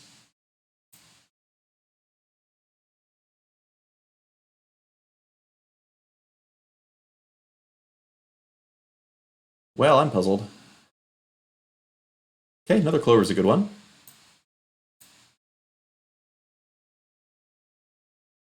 Shepherd of the Flock, not especially impressive with these. But maybe we figure out some kind of cool combo at some point. Kuro, still uncertain what our opponent's up to.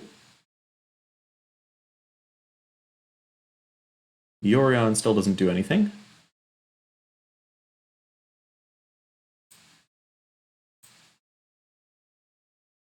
Get to start the clock a little bit.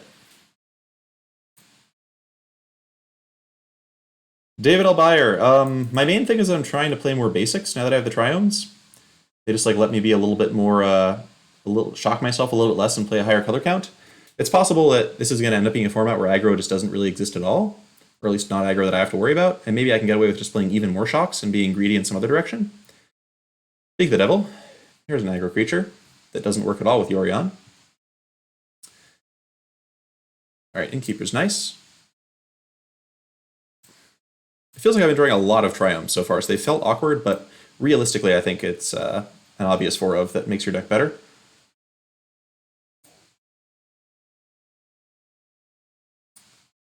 It could be a consideration, Jolage, if decks like Yorion, Cavalier of Gales, Questing Beast are popular, then Giant Killer becomes a pretty interesting option, and playing 4-color Clover might just be like a totally normal thing to do. I could picture Giant Killer even being like that kind of card you just play a bunch of copies of in the sideboard, because why not? Okay, getting to eat a Questing Beast feels pretty good, I like that part.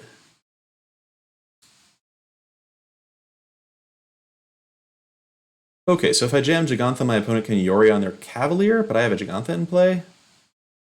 I could also like triple stomp the Cavalier and just cast Bone Crusher, get some attacks in, and then be able to bounce back Bone Crusher with Shepherd. Except I can't do that because I still don't have any white mana, because Shepherd is a combo card, it's not really a value card, which means I should definitely be playing 4 colors in this deck if I'm going to do this kind of thing anyway. Probably just Gigantha, right? Like, Gigantha just makes my next turn so explosive. That's probably just what I'm supposed to do here, even if they get one more Cavalier of Gales look or whatever. If it turns out they can like interact with me in any way, I'm going to be very sad about this decision. Oh yeah, please let me know if the stream went down for you as well. That would be very good to know. Alright, so it's another Cavalier. Opponent's not doing Yorion stuff yet. Oh man, Brazen Borrower would mess them up right now. But I don't have any. Alright, would love Fae of Wishes, Beanstalk Giant, another Bone Crusher is also pretty darn reasonable, if I do say so myself. What does this card do? It cannot be used to pay generic mana costs. Okay, so this does not make that much mana that's really useful to me. I can't play Clover off it, for example. I can't cycle with it either, I'm pretty sure that's how that works. Let me test that theory and try cycling. I'm pretty sure this doesn't work, though. Whoop! Okay, well I got auto-tapped, so it does work that way. We learned a lesson today, another hard lesson about life and stuff. Good lord, okay. Well, let's start stomping down these calves. Yikes! Alright, so we're learning all sorts of lessons about what it means to pay a mana cost that we probably should have learned already. Yeah, Wenji Drew, I don't think you're too late. I imagine it's still live until the set actually goes live. And it's a good deal. Like, if you're going to buy packs, this is a pretty darn good way to go about it. Okay, so literally have to cast this on multicolored stuff. I don't know about Gigantha. I don't think this card is... This deck just doesn't have heavy color requirements at all. Like, maybe if you're having a big Fae of Wishes turn or big adventure card, this is like a 5/5 that taps to add 2 mana? In exchange, I'm not allowed to play Brazen Borrower?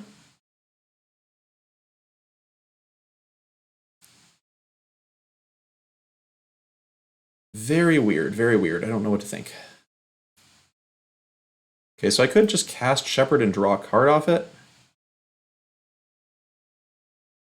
I guess I could bounce. I can just jam Steam Vents and then can't cast Bone Crusher Giant anyway because we already used our red mana. Yikes.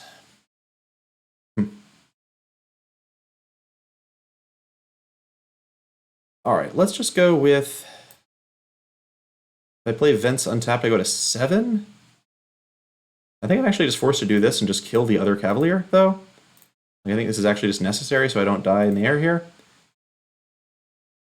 Yeah, so lots of punts here, but we're here to like learn about the interactions between all the wacky new cards, and y'all can learn along with us, of course. Oh boy. Weird, weird, weird. Alright, I think after this, though, I probably... Like, Gigantha's mana ability is just not impressive here. Like, the fact that it curves up with Song of Creation is cool, but on the whole, I'm not that impressed. Yeah, Wenji Drew, this companion is very good with, like, Niv Mizzet. Or decks where all your cards are like 15 colors or something, and we're just dead to Cavalier Flames. Okay, so our opponent was just doing 4-color Cavalier Uro-Yorion, sure. We died an honorable death. Probably should have considered Cavalier and left back 1 token, but doesn't matter too much anyway. Okay, so doing some stuff that's a bit different here. Let's try... What happens if I just go Honest to God 4-color Clover? This card, is this really worth giving up Brazen Borrower? If I understand how it works, it's probably fine. What does this card do, though, in our deck? You can use it, you can, like... It's good with Song, specifically. You can cast Song off it, which is nice. Like a really cheap Song. And it's nice if you're Fae of Wishing for things that are several different colors. Like, you can, like, Fae of Wishes into Domery's Ambush, and that's very cheap. You can Fae of Wishes into Escape the Wilds, and it makes 3 mana toward having that be a thing you do on your turn. That is interesting. Shepherd was just terrible there. Maybe I'm not even supposed to play this card. Maybe I'm just supposed to play like a card that bounces an enchantment that is like a normal card. Here, let's do this actually. Let's do this. I have an idea. We are gonna play. We're gonna hold on a second. We're going to put a Stern Dismissal in our sideboard, which lets me bounce Song. And we're not going to do the stupid, whatever that card was, thing anymore. We're not doing that. Back up an island, go back up to 4 Fae of Wishes here. And what's the other thing I play here? I could play like 1 Stern Dismissal in the main deck. Just to like put Song back in my hand or something. Yeah, Shepherd was way too cute, I think. What else do I do here? What other adventure cards exist? Could do Merfolk Secret Keeper. Could do, let's just play an Incubation. Just go back to doing this kind of thing. If we're trying to set up combo turns, Incubation's really good for that. Fetching Acolytes and whatnot. And we'll run a Stern Dismissal over a copy of... Probably don't need Plane-Wide Celebration for doing Song Creation stuff, huh? Alright, in we go. This time we know how our companion works.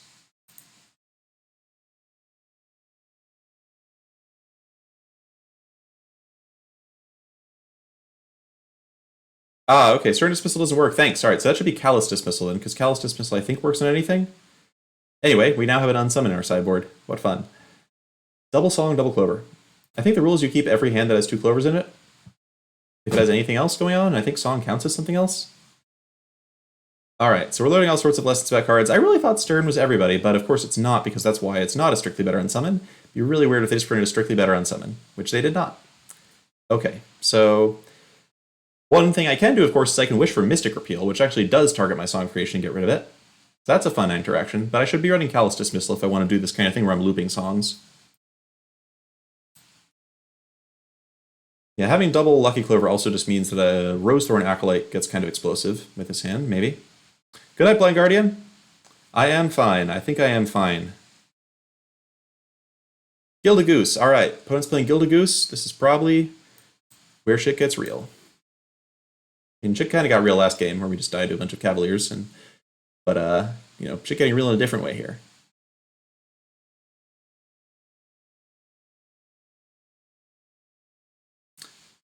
So one thing to note about Song, of course, is that it's kind of...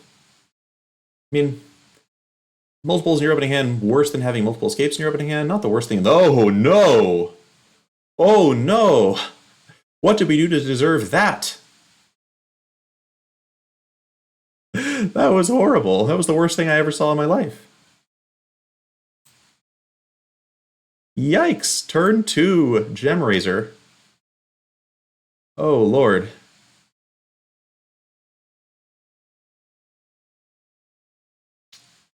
Alright, well, don't have another one.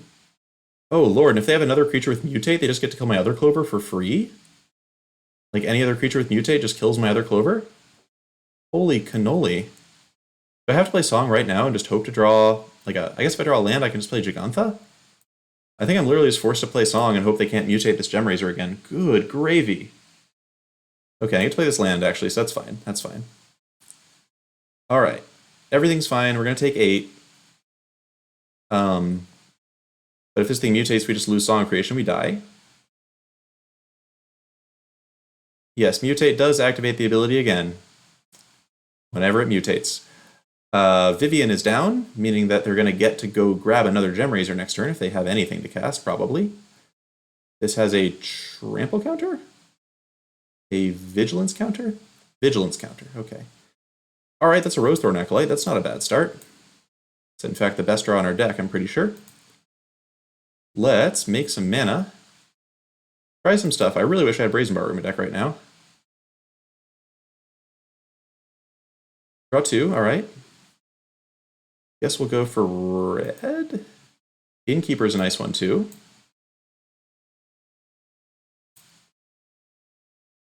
Lovestruck Beast is a very nice one. Alright, these draws have been kind so far. Very happy with the quality of these draws. Ideally would like to not take damage off my lands here. More Lovestruck Beasts. Okay. Opponent doesn't have any trample, right? This has vigilance. This does have trample and flying, though, so that part's kind of a moot point. Let's just keep doing this.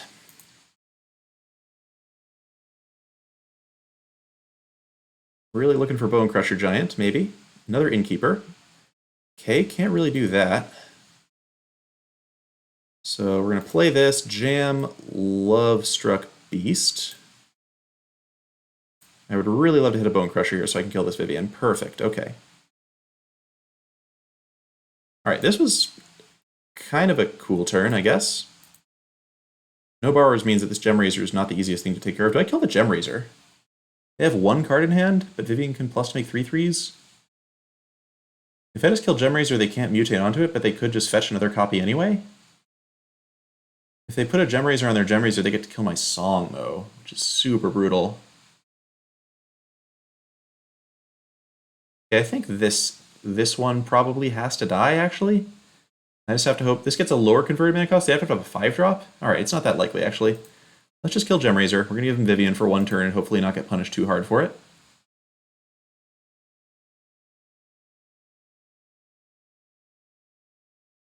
Yeah, we have tons of chumps for Viv creatures. We just drew 3 Fae of Wishes. Fortunately, we do have a 4th Fae of Wishes in our deck somewhere. Oh boy, yeah, I probably want to find in the sideboard, right? Just so I can like start getting these things back. Okay, Vivian activates her ability. What's our opponent going to cast here? Questing Beast, which fetches something onto the battlefield. It can't be Gem Razor, it's Yorvo. I can beat Yorvo. Yorvo is fine. Yorvo is fine. Alright, I think we've actually sort of got the advantage here. Famous last words, but our opponent does not have Trample going, which is great. I've got this 5/5 sitting over here for some reason, in case I ever want to play that. Alright, well, we'll start with the cheap spell. What am I looking for exactly at this point? I guess just more Bone Crushers and stuff? More Rose Thorn Acolytes to keep the party going? There's a Fae of Wishes. I need to use that one. Like, I legit need to use this one. And I guess this is actually going to be the Fae of Wishes that grabs me a Mystic Repeal, so I can just get rid of the Song of Creation, probably. I would like to actually be able to hold on to my hand. Yeah, let's just get Mystic Repeals. If this were Callous Dismissal, obviously better. So that's already an improvement that we're noticing. Get to draw 2, we get what now? Just Ether Gust? Can I play Ether Gust into Mystic Repeal? Seems reasonable to me. Okay. Okay, actually, we're actually just going to blow our opponent out of the water here. They have no chance at this point, probably. So this feels good. This feels good. I like what's going on. Oh, I probably can. I'm just doing auto-order triggers right now, but that's right. I should be stacking my triggers more carefully, so I draw before I choose. Excellent point from Mitchell there. Oh, look, a Rose Thorn Acolyte. That's pretty good. Let's use that one, I guess. How many cards in deck? 25 now? All right, just keep going and going and going. Green for Mystic Repeal, blue for Ether Gust, I guess. More Beanstalk Giants. Okay, well, I can keep playing those.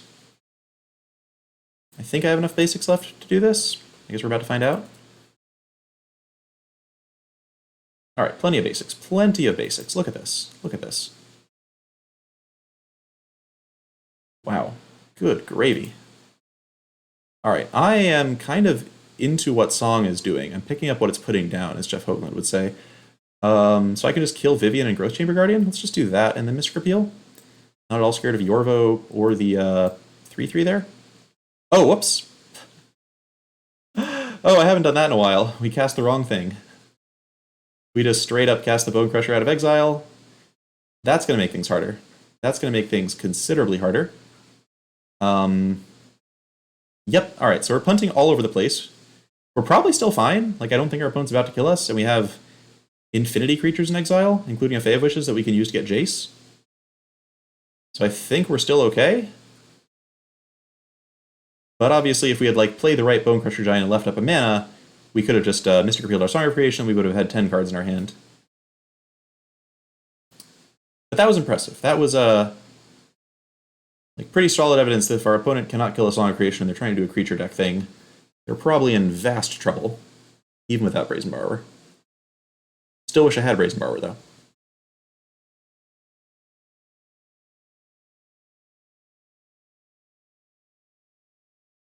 So cards in deck at this point, we've got 18. So we do have to start thinking about the Jace kill. Probably going to be a matter of a 2-turn thing happening. Where we play Fae of Wishes and then get Jace out the next turn.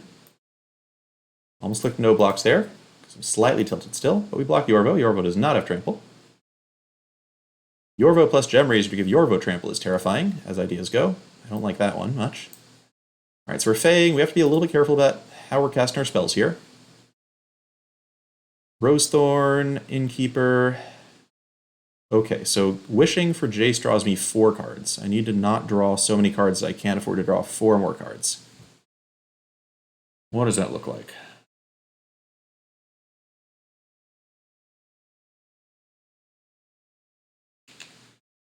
Okay. Can I just win with this turn, actually? I might be able to just win this turn. I've got 2 land drops I can make, and Fae into Jace into cast Jace costs 10 mana, of which 5 is blue. Alright, let's try to win this turn. I don't know if I can, but I'm going to try to do it. I don't remember what exactly is left on my deck as far as like more seasonal rituals go. That's going to be kind of the key thing. But I think I can win.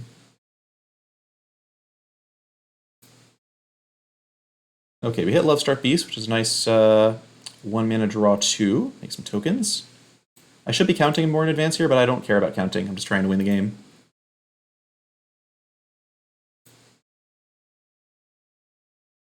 Yeah, Patrick LJ, you can also just Gust a song, so you might not even want Callous Dismissal for that reason. Like, who cares if you're really missing a draw at that point? Okay, so we're at 10 cards now. So I get Fae back to my hand. Discarding, we'll say, Stomping Ground, Innkeeper. We double Wish.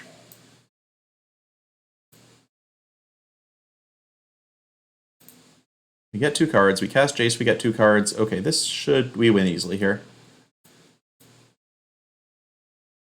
Against our opponent's total lack of interaction, notably, but still, we do win. And I'll just get a 1-drop of some kind, should be fine. If I'm counting correctly, which I believe I am. Jace comes down.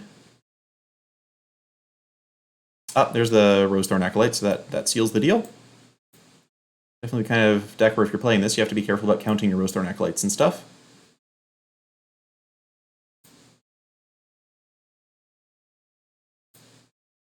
Holy balls, this deck is very, very crazy. Okay, and we just play Shadow Spear, then we Jace ourselves, and that's game.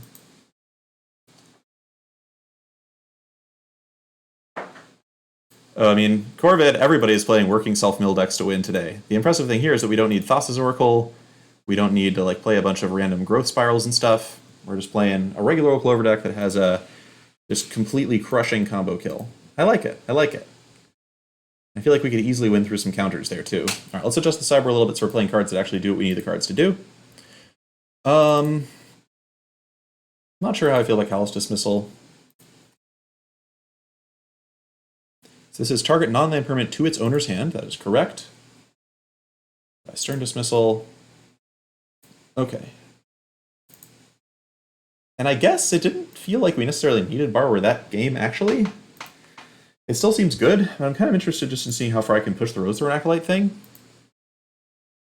If people are killing your Clovers, obviously Rosethorn Acolyte is much worse than Brazen Borrower, but let's try it again.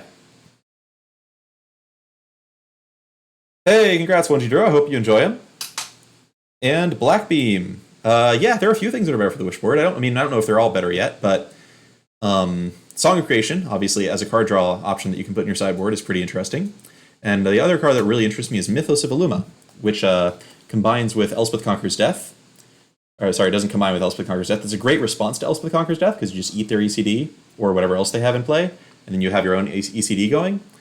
It also can copy giant creatures that you wouldn't be able to otherwise. It can copy planeswalkers. Really good with Brazen Borrower because you can copy their thing and then bounce it, and then you're the only one who has the thing. It's a funny play against Agents of Treachery, that sort of thing. All right, this hand's great. Just a regular old good Clover hand. You'll love to see it. Rosethorn Acolyte kind of mopey without Clover in play, but whatever. Hey, Chengalenga, I recognize this name. Why do I recognize this name? Streamer? Viewer? Both? Okay, on our Boreal Grazer deck. The bane of the format so far. All right, what am I doing now? I think actually the play I would like to make here is just kill this Grazer. Like, this is a mutate target, and I'm kind of not having it. And I don't really have anything else to do this turn, so let's just stomp it. No Parcel Beast for you if that was what you're planning on doing. Like, it's likely that play was completely, like, nonsense, like it didn't matter, but if we got a Parcel Beast, that would be cool. Blind Guardian. I mean, a Teamer Ultimatum in this deck is going to be on average. It's like you get 2 lands, and you get like a 4/3 and like a random 2/3, and then one of your cards isn't a permanent or something. It's like fine, I think, but for like 7 mana, I think there's more impressive stuff you can often do. Like, I'd probably just rather a Planewide Celebration than the Ultimatum in a lot of games, because it just gets me whatever I want when we've gotten late in the game.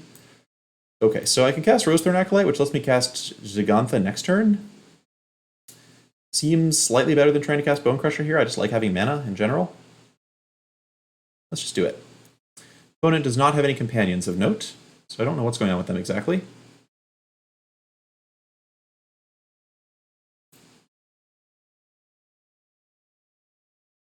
But I assume we're about to find out what's going on with them.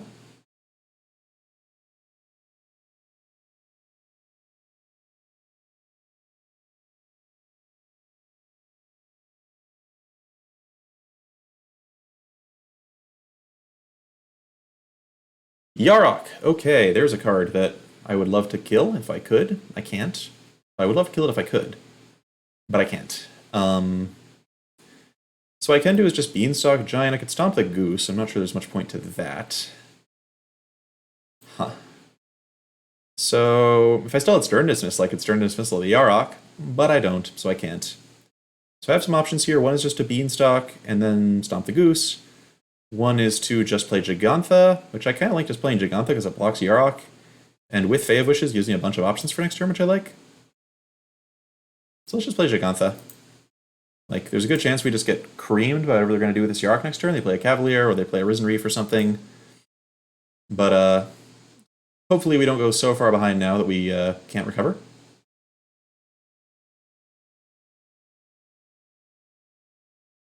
Gigantha pulling some weight here. Just a 5/5 you can cast.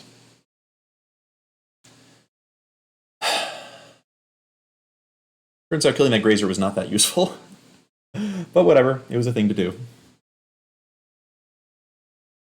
They have Omnath. I would be very sad about that. Parcel Beast is fine. That card does not really work with Yarok super well.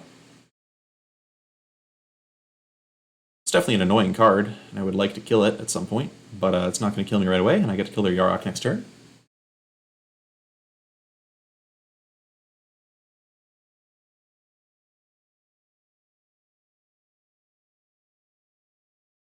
Okay.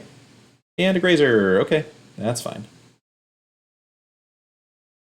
Do wonder if our opponent's suffering from Goose plus Grazer being way, way, way too much do-nothing 1-mana ramp syndrome.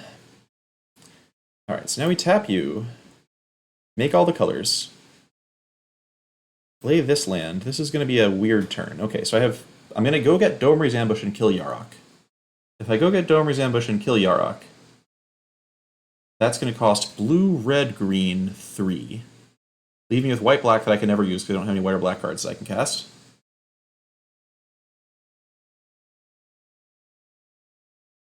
I'm going to spend 3 mana on that, which means I should just Beanstalk and then do that. Yes, I should just Beanstalk and then do that. Leaving up blue, red, grabbing green. Right, because I have 3 mana toward Wish plus Storm's damage to cost 3. Okay, this works, this works. Pay you. Use you. Grab blue, sure. Okay, we then Wish, leaving up red and green. Oh man, this is a pain in the neck, but it's going to get easier. At some point it will get easier. Be fun if I get Song of Creation right now, but I'd much prefer just never to let my opponent untap with this Yarok.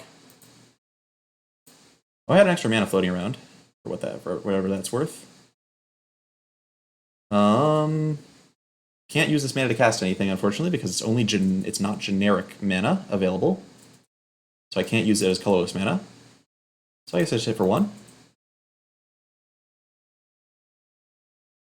Location Bodacious. We're doing pretty well here. It's been a fun preview stream so far. Last game we just completely went off with Song of Creation and Lucky Clover against a beatdown deck and kind of just killed them out of nowhere, which was fun.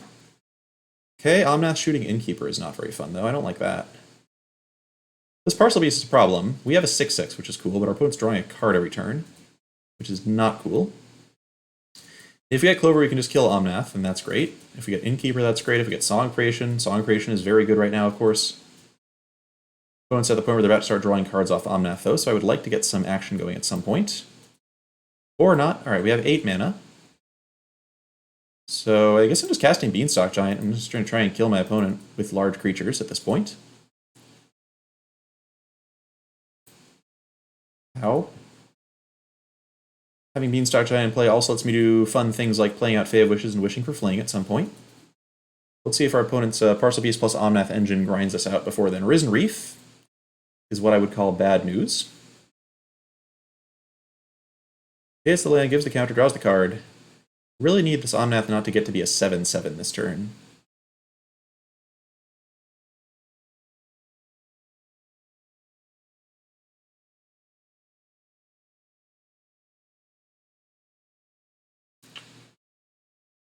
Oh, Channeled Force. Whoever suggested Channeled Force, that's kind of an interesting idea. Does Channeled Force hit players?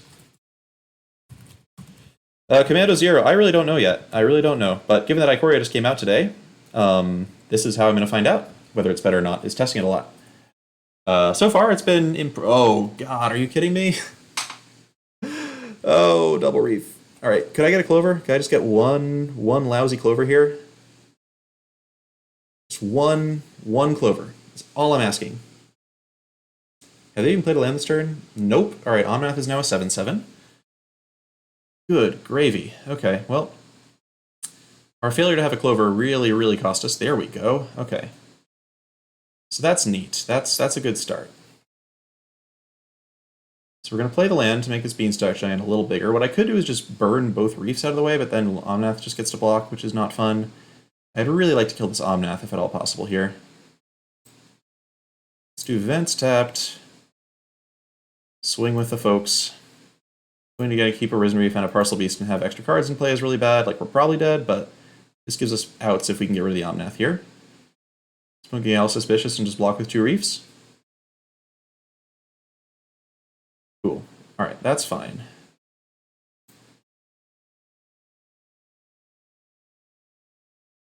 Loquacious. I mean, the cards that work well with Clover are still the same cards from Eldraine, I regret to inform you.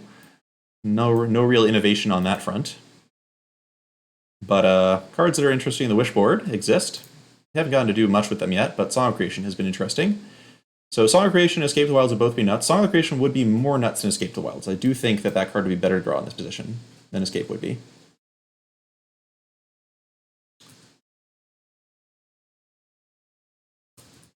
Is that the right deck at this point? No. Did I update it? No, okay.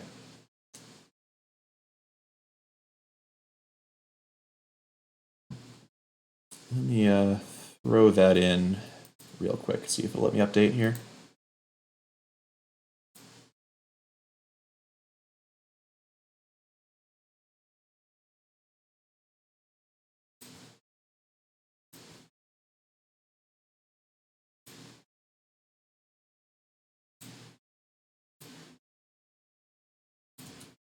All right, pausing for a second to update my deck. We'll get right back to the game in one moment.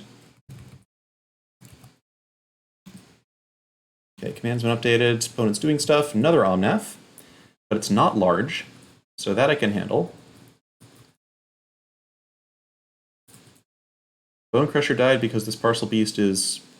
Oh, is Parcel Beast just a regular elemental all the time? This card's an elemental too? Are you kidding me? Why would you make it an elemental? Why is it not just a beast? What are you doing, Wizards? Come on now. Come on now, Wizards. Why? Why would you do that? Edgewell Keeper is a pretty good card. I'm not unhappy with that draw. Let's see if we can hit off this boy. But I think we're a little too far behind, unfortunately, without having access to Song or anything like that. This does let me use Fae of Wishes to get back Beanstalk, to get... Okay, so I can do a bunch of wishing now. That's cool. Guess I just hit with Beanstalk here, and then what am I wishing for? What's my, like, wish to get out of this situation where our opponent's drawing 5 cards a turn kind of thing? Do I just get Song? Probably just get Song. And then what else? If I had Expansion Fling, I could get Expansion Fling, but our opponent has 2 foods down, so that wouldn't help that much. Mythos copying Omnath doesn't do anything because I don't have elementals to speak of. Song Jace seems a bit premature. Definitely Song. And then Storm's Wrath takes care of the Parcel Beasts, which is not the worst thing in the world. Doesn't kill Omnath, but it's something. It's a start. Let's get Storm's Wrath. Okay. Didn't think about that one too hard.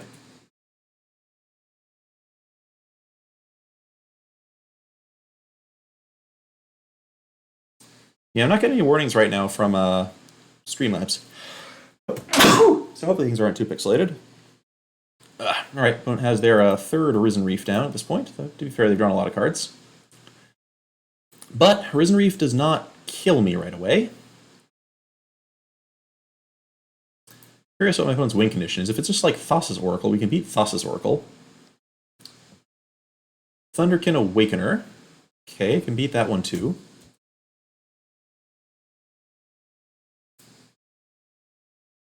If we don't lose, there's a good chance we can win. Trailblazer. Okay, it's good damage. This is just like 4-color Yarok elemental stuff then, in the end. Thunderkin Awakener is almost big enough to bring back an Omnath. Oh, it's definitely big enough to bring back a Yarok, which is terrifying. Ah, shoot, I am gonna die, aren't I? That's an enormous burn spell right to the face. Oh yeah, I'm super dead. Okay. Too much damage. Alright, put up a reasonable fight though, didn't have a Song or a Clover early.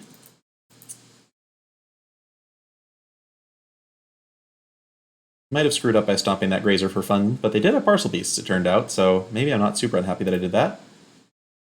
Let's run it back, though. I feel like the Elementals matchup was really good last season. I wouldn't expect it to be bad against a deck that's not doing companion stuff or anything too out of the ordinary. Yeah, I'm a little surprised, too. Oh, you mean the Orphan Guard? Feels like Orphan Guard would work pretty well in their deck. Maybe they're running Thassa's Oracle? Oh, it's Absurd Heroine. I've heard this name before. She was on Arjuna's podcast, Arena Craft. This hand is, wow. Yep, definitely an example of Rosethorn Acolyte being a lot worse than other things, but it is a turn for Gigantha. Is this just the kind of hand I keep? Now if I get Clover, it's interesting. Let's try it.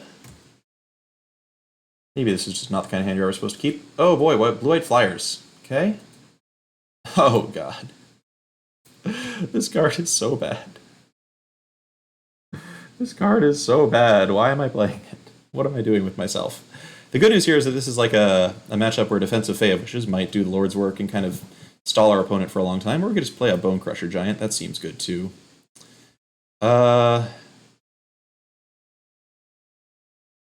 Yeah, I'm gonna stomp something, but I want to give him a chance to try and play that Flying Lord, probably. If they have God's Willing, this destroys me. But if they have the Octopus, then I get to have a lot of fun. If they have the Octopus plus God's Willing, I'm very sad. But let's see if we get away with being really greedy here. All right, you got me. Another Healer's Hawk, sure. Winged Words again. All right, so couldn't really have stopped them from doing anything here. They're just drawing lots of cards. It's fine, though. You shoot that down. So we're somewhat worried about the octopus here. We're somewhat worried about the Flying Lord. Slightly worried about Safara, but realistically, if things get to that point, we're probably in trouble anyway.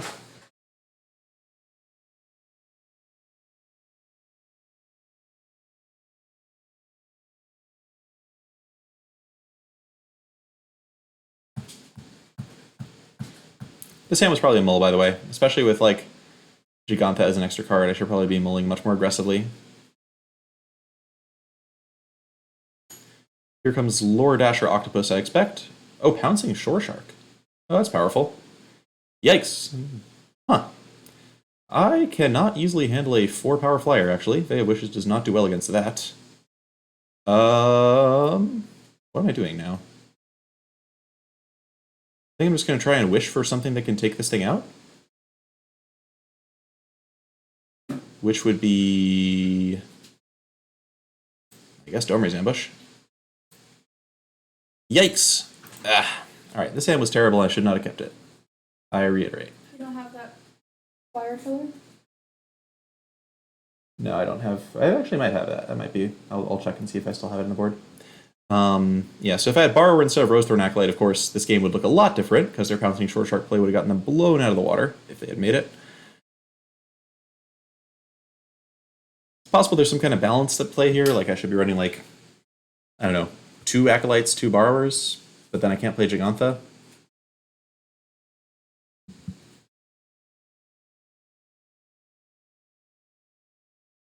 Maybe playing Incubation a bit more aggressively. Ouch! Oh, wow. Oh, wow, that's so good. Yeah, giving up Brazen Borrower just seems incredibly foolhardy in the Mutate metagame. That doesn't seem like the right thing to do at all. We're just getting blown completely out of the water here.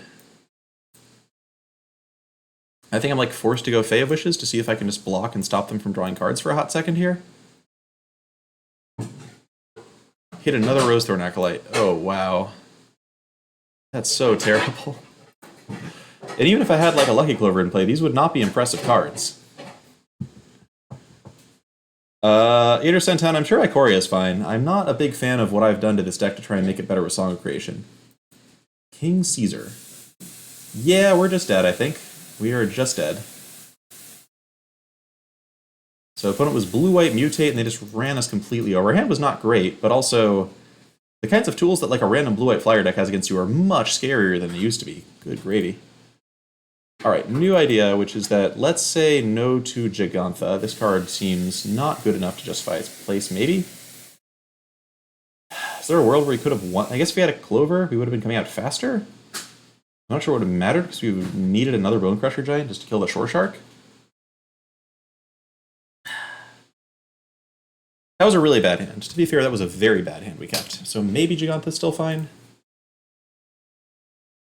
Let's try keeping a better hand. And hold on, I'm playing 4 Acolyte, which is way too many. Let's go to 3 and add another Incubation, I think. Which puts me on 1, 2, 3, 4, 5, 6, 7, 8, 16, 19, 23 targets for Incubation. Doesn't seem great, actually. Huh, do I just run some removal? Just like regular old removal? Could just run like some Fire Prophecy. Fire Prophecy is kind of cool. I guess Incongruity is a little bit like removal. Yeah, 1G draw. The thing is, I just don't know what you want 4-color Clover for. I don't actually think Shepherd is very good. I suspect it's like a little too awkward to have to bounce 2 permanents or lose the card forever if you've doubled things. It's really mostly good late game. I think you get some splash cards in your sideboard, maybe. I still struggle with whether that's even worth it. What's a good way to deal with Octopi and stuff? It's not just Borrower.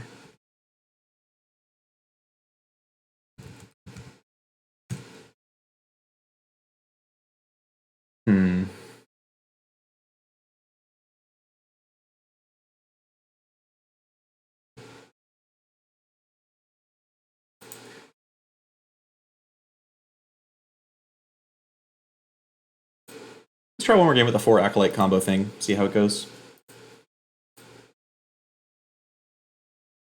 Yeah, I mean, Storm's Wrath Legendary is actually, I think, much better than Shatter the Sky, because it leaves Lovestruck Beast alive and kills Planeswalkers. Like, if I could trade Storm's Wrath for Shatter the Sky, I would not. It's possible that I might ask for Deafening Clarion if you could, but Storm's Wrath is an incredible spell.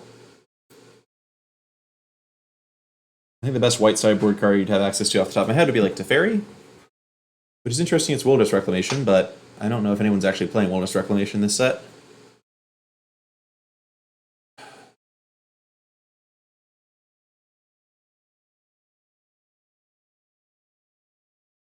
Should actually have to update my stream title to make it clear this is Clover.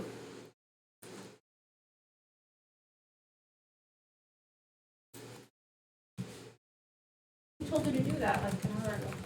I didn't listen to you.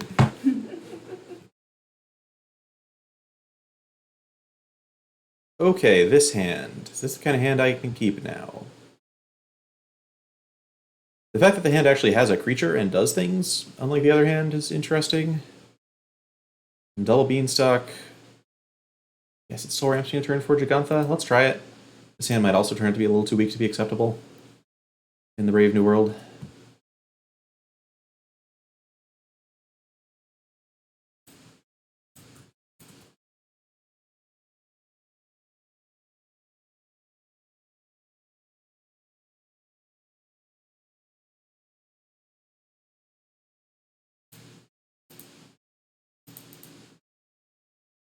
Okay, opponent's on Sultai something or other.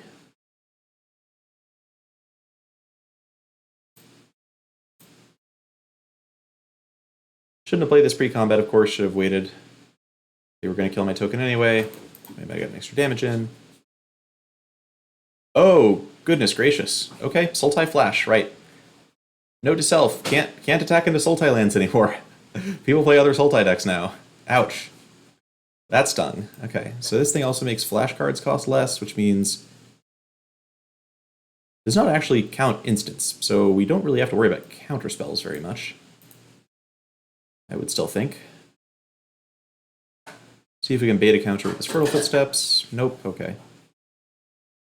So opponent might just have removal for Innkeeper. Wouldn't be surprised if they're just running the 2-mana kill spell, but let's find out. Just Growth Spiral. That's fine.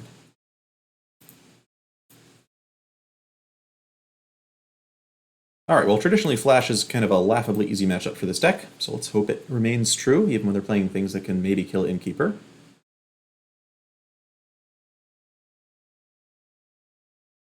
This attack smells like Innkeeper's dying. They still can't play Frilled Mystic off this.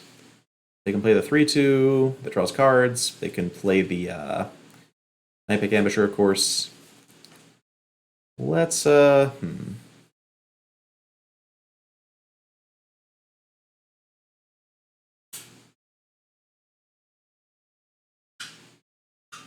Okay. Primeware Cutthroat for cheap is classy.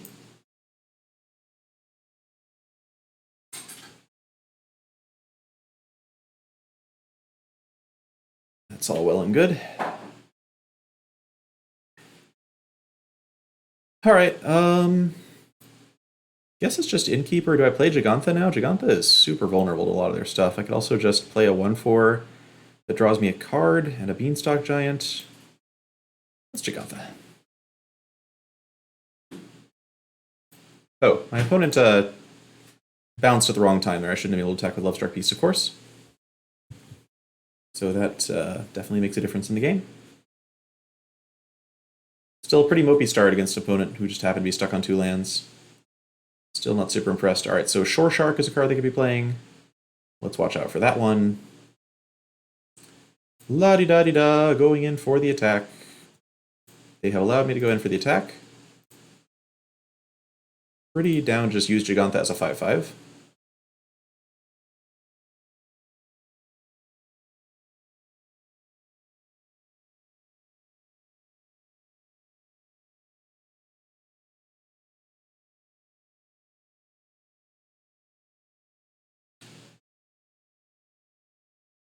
Okay, opponent's tapped out and they're just dead to fling.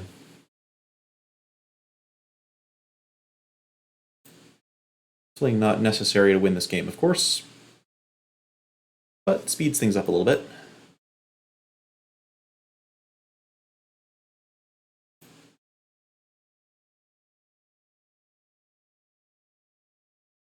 All right. Yeah. Would love to draw a Song of Creation sometime. I wonder if I should just be playing 4 of those, if this really is trying to be a Song combo deck. And just like Knight, but... Like, I always wanted the 4th Escape in the board to wish for. I wonder if having an Escape in the board to wish for and this playing 4 Song is appropriate? But I should draw reasonably often. It's not like I felt like I drew Escape to the Wilds too seldom, exactly.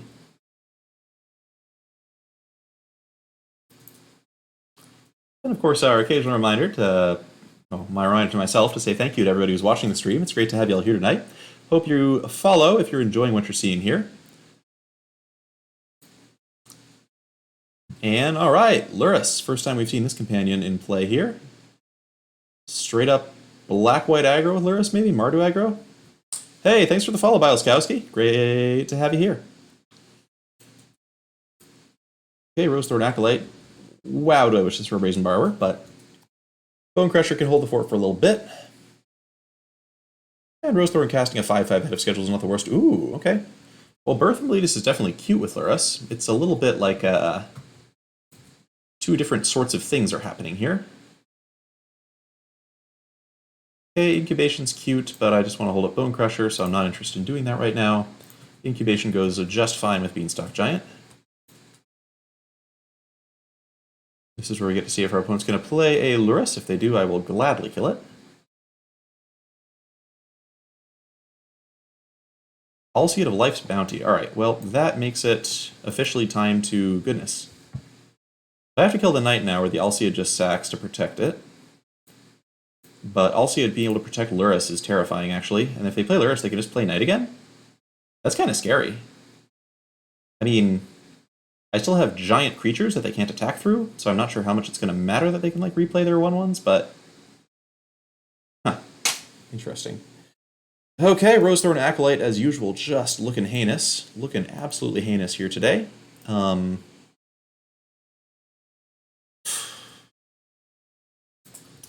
I could play it. It's a blocker and it helps me cast Gigantha.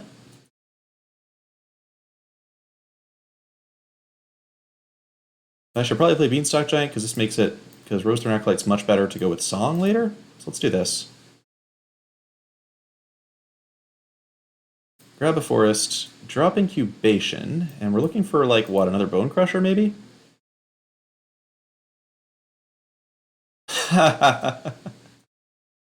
Ouch! Alright, everything has been lining up very poorly today. Ugh. Hey! Good to have you in the stream. Hey there, Eyes Cancino. Eyes Cancino. However you say it. Alright, Luris is down, Knight's down. We really use a Storm's Wrath here. This is impressive stuff. I mean, Knight can actually attack through my stuff pretty well. There's Clover. Alright, so we whiffed on 2 Clovers, but we found the 3rd Clover, which almost makes this whole darn thing worth it. So now I guess we Acolyte. Get a little bit of mana going.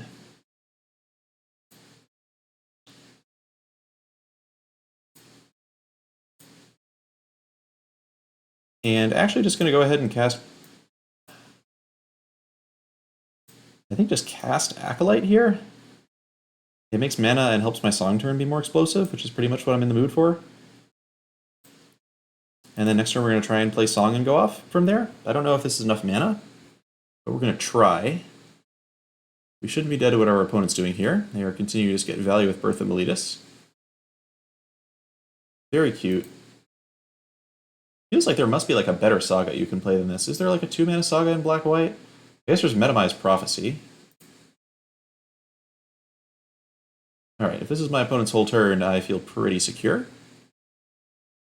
I wonder how many spells they have that can kill Song of Creation. Wouldn't be surprised at all if they were running like Conclave Tribunal in this deck. Ooh, Lovestruck Beast is excellent. Okay.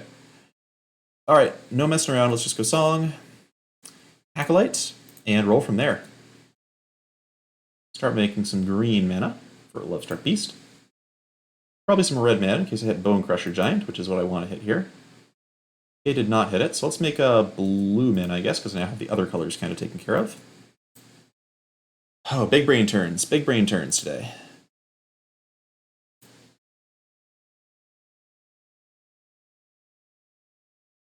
All right, wow. All right, we're kind of going off here. In a sense. Gonna make red green. I guess I have another mountain I can play as my other land drop here. Let's start by making green for Lovestruck. Innkeeper's nice. Okay, so I'll make another green for that.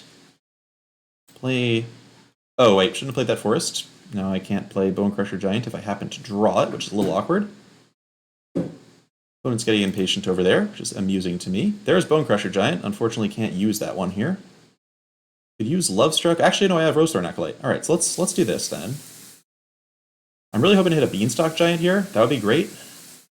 I've gone through all of my Rosethorns. No, I have one more Rosethorn somewhere. Double Fey. Awkward. Okay. So let's just kill Lurrus now. Kill Alseid. Draw two more.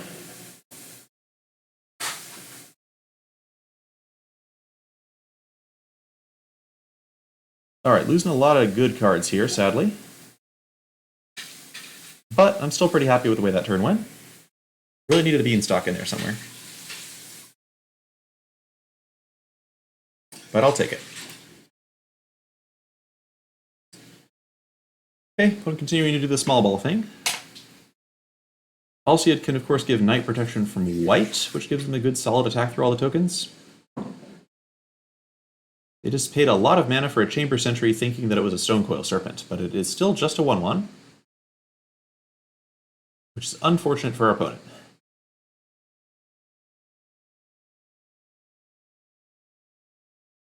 But hey, they're learning lessons about their new cards today too, just like we are. It's gonna be really funny if Chamber Sentry just randomly becomes a staple in this set. Looks like there are a lot of cards that kind of work with it. Noble Pearson, not sure yet. Haven't played against Companion too much. I think our opponent playing Lurrus is now going to play lots of like cool little synergy cards. It's like Lurrus definitely enabled a kind of deck that I don't think would have existed without it there, but on the whole, not sure. It's too early to tell. Yorion seems by like the most dangerous companion in Standard to me by a pretty long shot, because it just goes with what people were doing already.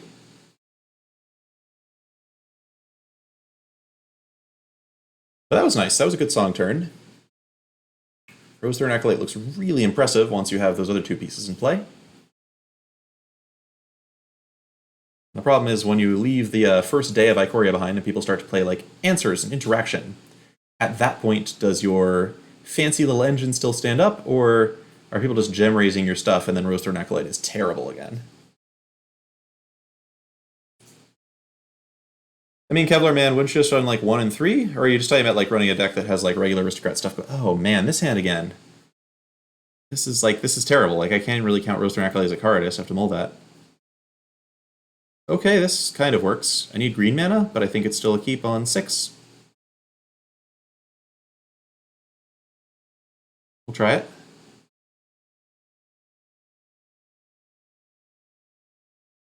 Oh yeah, Kevlar Man, you're right. Yeah, now 4 copies might be pretty reasonable. I actually have a... Actually, after this game, I might try the Lurrus deck that I have, which is just a 4 copies of Lurrus in the main.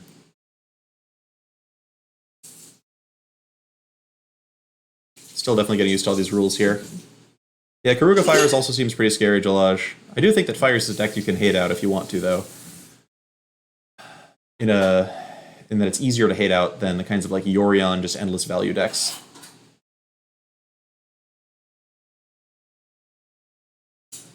We definitely got a lot of good art interaction with enchantments in this set.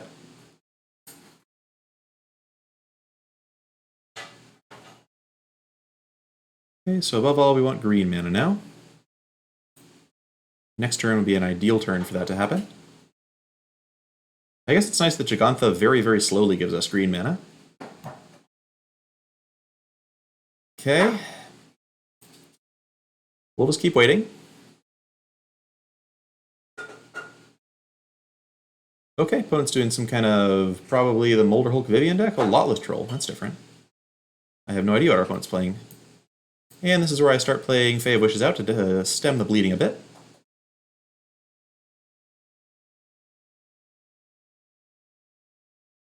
possible with the Ketrias in, I should just, and especially with Rosethorn Acolyte, I should probably just go to like a ton of forests. Just like play like 1,000,000 forests in this deck and just never ever have draws like this ever. That seems pretty reasonable. Should probably adjust the deck a bit once all's said and done. Okay. Well, get the Double Wish. There's even some stuff I could grab that's castable without green. I could grab Mythos. I could get Mythos and just copy my opponent's forest. That's a legal play. I could get Jace and just start drawing cards off that. All right, let's get Jace. Opponent doesn't have a lot of power in play. I'd like to take advantage of that while I can. Let's just get Mythos. Why not? I haven't fetched it yet. It seems fun. I want to copy a forest and have green mana in my life. Okay, so opponent is probably Nethroying me. Oh, Death's Oasis. Okay. Sure. I'm surprised they didn't talk about Mire Triton having Death's Oasis out. I guess they wouldn't really get them back anything. But you can't afford to sit here when I'm going to play a Jace. Alright, there's Ketria, so a little late, but it's a thing. Let's just play the value Jace out of the board. Love it.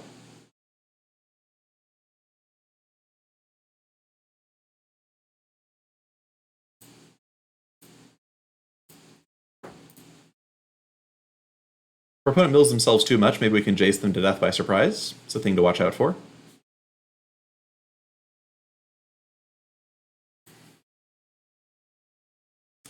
And do I Love Struck or Innkeeper? Let's just Love Struck here. Get some blockers for the Mire Triton, which is probably going to come in next turn.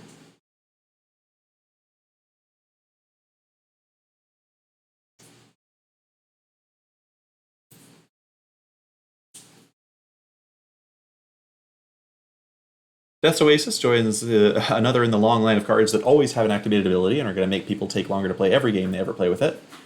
Okay, Mothra. Mothra's pretty good. Sort of. Mire Triton coming back is not super impressive. Yeah, I continue to not be wowed by these Abzan decks. Just the fact that I sat here doing nothing for this long and I'm not being punished. I could steal a Mothra. That could be cute. I could steal a Mothra, fight a Gorging Vulture, which just dies?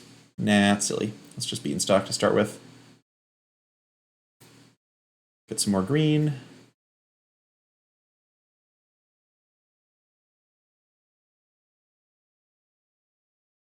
Copying the Mothra does sound fun, I agree. I'm not sure if I'm actually going to end up doing it, but it does sound fun. I think I'd prefer just to continue playing my own value game and maybe save Mythos for something scarier later. Let's see. They could have Nethroy next turn, but there's nothing I can do to stop them from having Nethroy next turn. So I don't think I'm supposed to be worrying about that too much.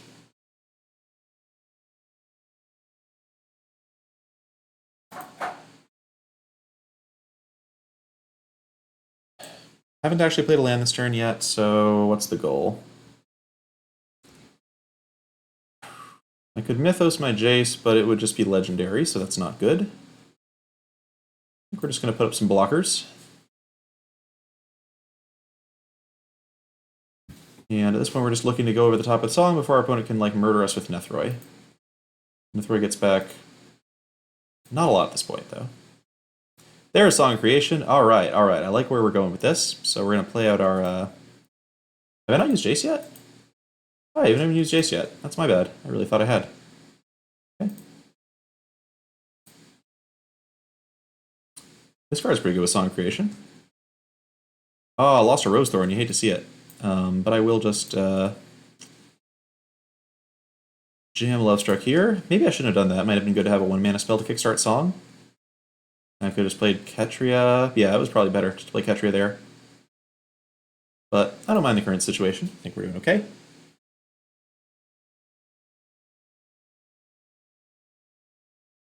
Okay, no Nethroy quite yet.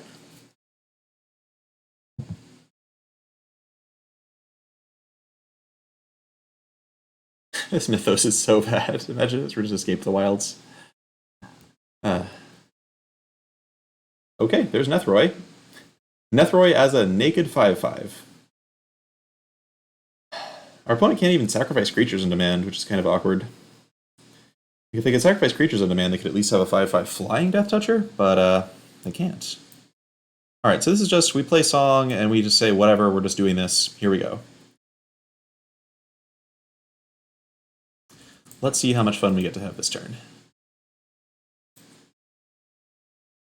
There's a pretty good chance we just win with Jason next turn. Actually. Like, I wouldn't be surprised if that just ended up happening, especially because we could, in theory, just mythos our own song creation and then pass the turn with that happened. Alright, so do I just mythos the song here? Just make 2 copies, prevents my opponent from getting rid of it in some kind of easy fashion. Let's Jace first. If I hit Rosethorn Acolyte, I might want to keep going. Puts me down to 31 cards after this activation. Bone Crusher Giant. Is that... I can kill Mothra, I guess?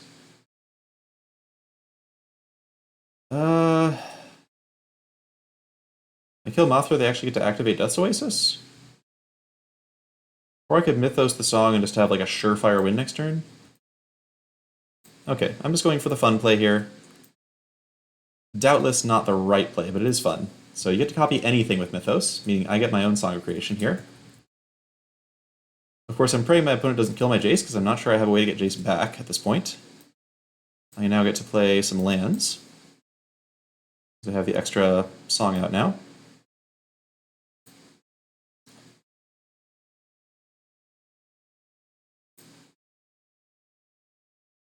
Opponent cannot easily get in at Jace at this point. We would need to kill the song twice to be able to get rid of it.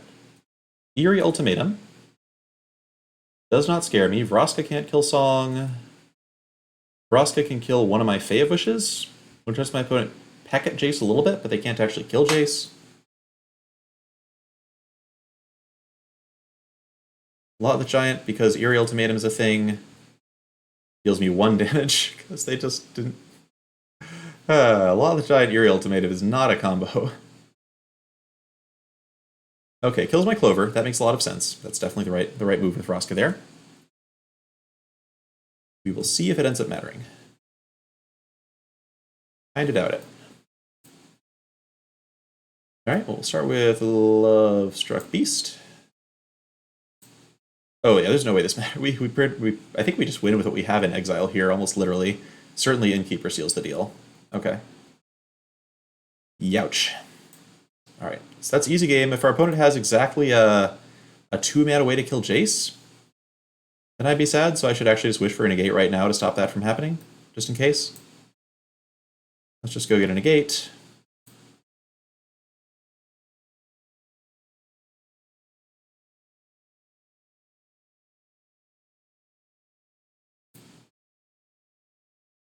And, yep, Rosethorn Acolyte finishes the game easily. We'll just go Clover into start acolyting stuff. Okay, well, this Abzan deck was not able to accomplish much of anything. I think the scary version of the Abzan deck that's like doing stuff besides Lotless Giant might be better at getting in at us, but having this combo option was pretty nice. This game otherwise could have been kind of long and grindy and annoying.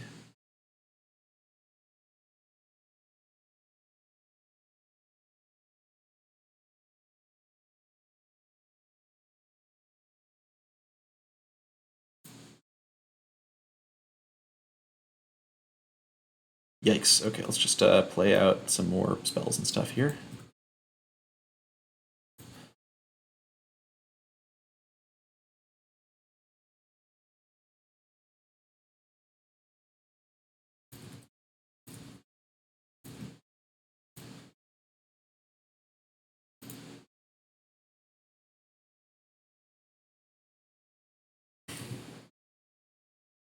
Oh, need to play one more spell. Good gravy.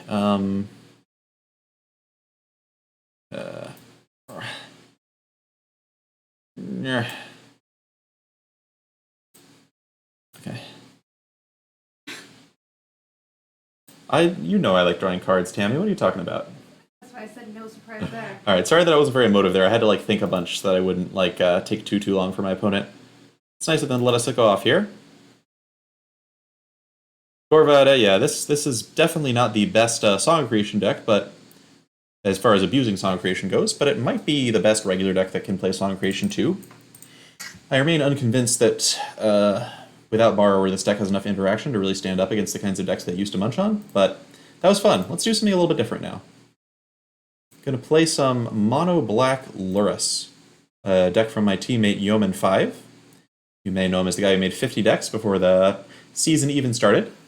We might just play like 1 or 2 matches of this. It's like a discard deck, which is like fun in small doses, but maybe it gets kind of boring and repetitive if it's not small doses. Ah, Corvad, yeah. It was a poor arena indeed. It's like a war between the developers and the designers to see who can overwhelm who.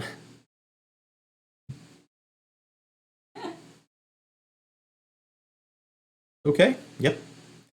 Ah, yes, I just remember this is also a cat deck. I love Burglar Rat decks. I do not like Cat Oven decks because they take forever. So this may be a short a short stint with this one, but let's try to at least win this game. Yeah, Killer Man, it wasn't actually that laggy on my end. It felt like pretty normal. Oh boy, Monred. All right, someone is just coming in with the beats. They know what they're here to do. They're here to win. I love it.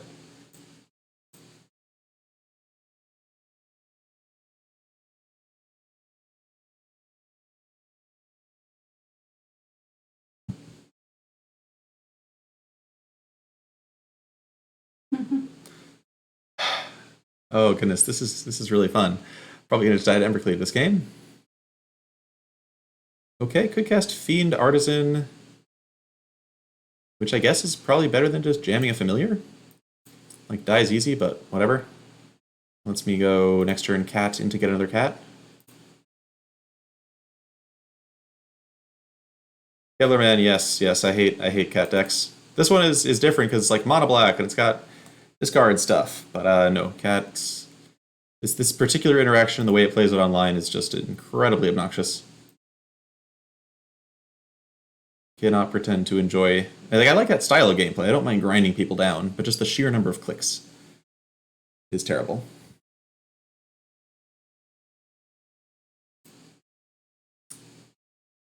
So, what do we think, Chad? Do we think our opponent's playing any cards from the Magic set Ikoria in their deck? I have a sneaking suspicion that they do not play any cards from the Magic set Ikoria in their deck. It is certain that this deck can never beat Mono Red, though. I'm pretty darn sure that never happens. Alright, so we get to Kitty Cat. We get to do the only thing we can really do here, which is use Fiend Artisan with Kitty Cat. Get another Kitty Cat. Hope our opponent doesn't Embercleave for a good long while.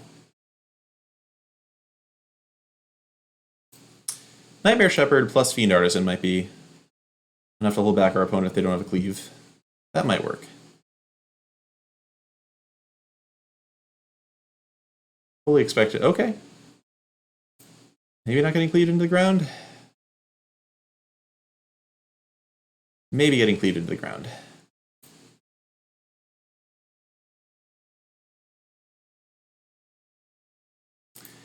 You see, this is the kind of situation where Teamer Clover, if I start doing the Song of Creation thing, is suddenly much worse at handling this deck too, which is pretty awkward.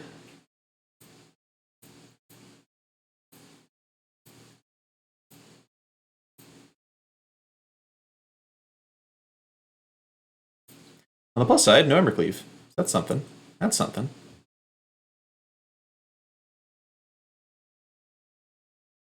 But it would have been too much to ask for Nodal Apis to... Okay, it's just Burglar Rat. Burglar Rat's fine. You can have that one.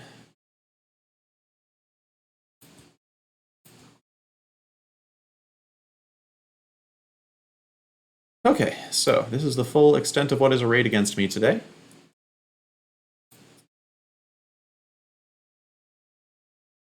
Fiend Artisan, Nightmare Shepherd. It's is it a combo? I mean, Fiend Artisan like gets smaller, I guess, but they're just 2 cards that go really well together. In that they both really like it when you like sack creatures and play good creatures with comes into play abilities and stuff. They're just 2 very powerful cards that I think synergize as much as they anti-synergize.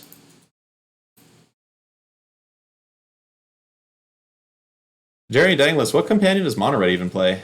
Are you talking about Obosh? I think Obosh makes Mono Red much worse if you can't play Steamkin and Robber.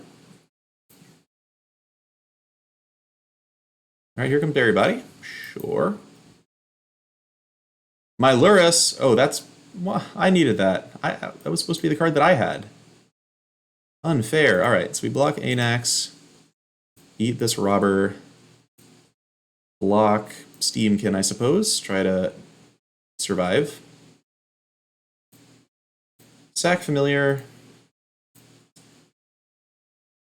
Do I exile this now? I think I do. I get the food anyway. Probably not going to need it. Well, no. Let's decline. Let's decline.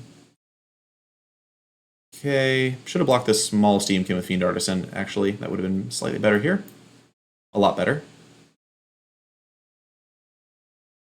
All right. We can't win. The next turn of attacks is going to murder us. All right. That was Mono Red. A deck which, if it remains popular, this particular Mono Black weird deck can never beat in a million years. Let's try one more match with this. Let's try one more match with this. Maybe see if we can draw some of our signature Burglar Rats.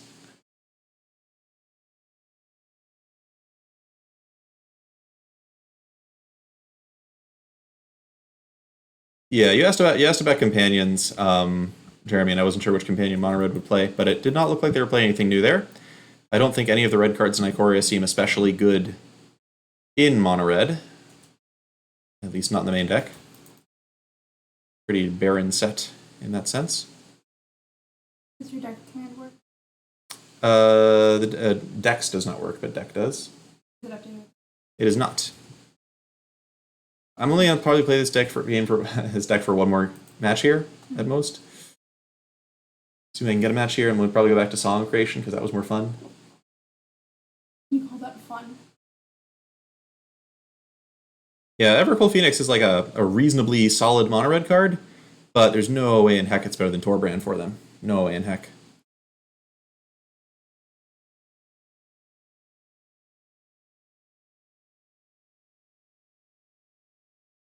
Wow, slow server. I don't know how many people are in preview mode here, but I expect more people to be around at this time. Regal Leosaur, there's an idea. Go for broke. That one actually seems plausible. Plausible.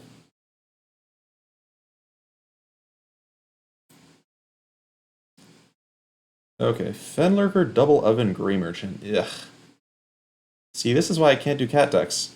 Like, why do we have all these ovens? What's going on with that?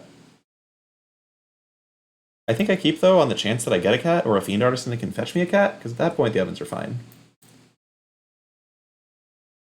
So we do have a good number of ways to get cats.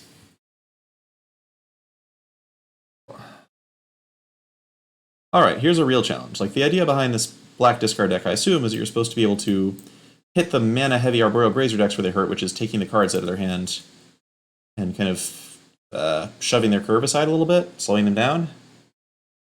So here's where we see if that theory actually makes any sense, if it actually has any chance of working. And if this Grazer deck just runs all over us, I feel like that's kind of it for the mono-black deck. And we go back to playing Temur Song. Dryad, okay.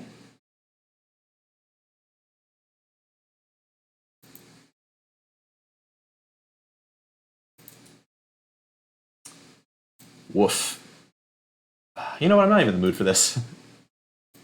We have nothing to do. I don't even really care what my opponent's playing. That game was going to be incredibly boring. Let's go back to another match of Temur, and then maybe a little bit of Jeskai Lucka to close out the night, which is the deck we started with. Or maybe some like Mulder Hulky stuff. But that deck was not interesting.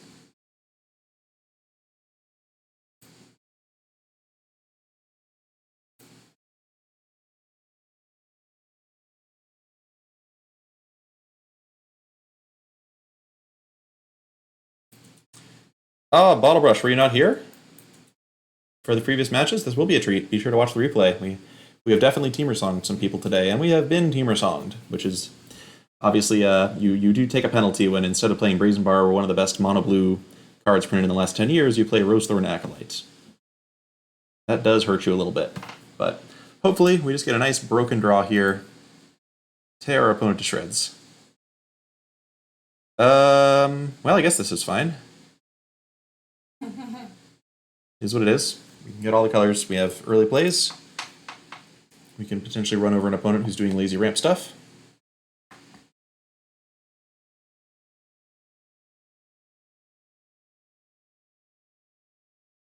Another Beanstalk is not quite what the doctor ordered. Oh, that's fine. And it's great if we find Innkeeper. It's great if we find Clover. Perfectly reasonable. Alright, Stormfist Crusader. Great. If our opponent's on the Stormfist Crusader plan, then all of the giant creatures we have here should be pretty reasonable. Gigantha gonna maybe come in handy against an aggro deck that's attacking us a bunch. This Mardu Knights, Mardu Humans. Ah, Bottle Rush. Well, you should definitely check the replays.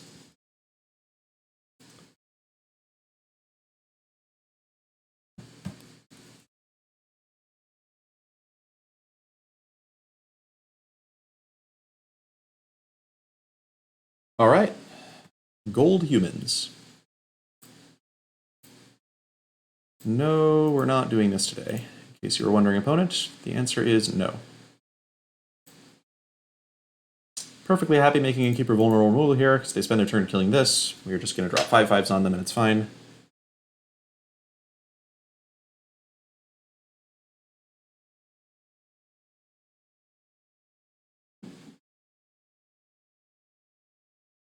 Because Song is the fancy new card that's in our deck, I'm always thinking, like, what would it be like if we drew Song right now? Would I be happy? Would I be unhappy? Obviously, every deck we play against is going to be different, and Song will be better in some matchups, worse in others, but I find it a helpful exercise to just think, is this card I'm playing like a really good one? Whisper Squad in Humans. That doesn't seem very good.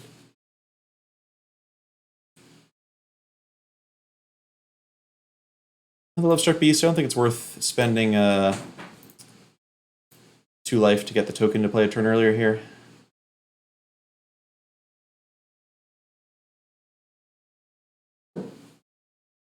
Oh, are Ikoria cards not in the set yet? Omnisuse is there. I wonder why Whisper Squad isn't here. I'll hover over Whisper Squad so y'all can see it. Oh, look, another one. So the opponent's not really supposed to be drawing multiple copies of these. That's not what they're for. Okay, so we're just going to continue. Our opponent's dead. There's no way they can come back from this. We're just going to kind of play our spells into desultory fashion until they are dead and move on to the next game. Small part of me is even maybe interested in scooping, because I feel like there's not a lot left to learn from the game here, but if our opponent wants to fight it out, we'll fight it out with them. At the very least, we get the experience of kind of goldfishing, drawing cards, seeing how the cards we draw feel.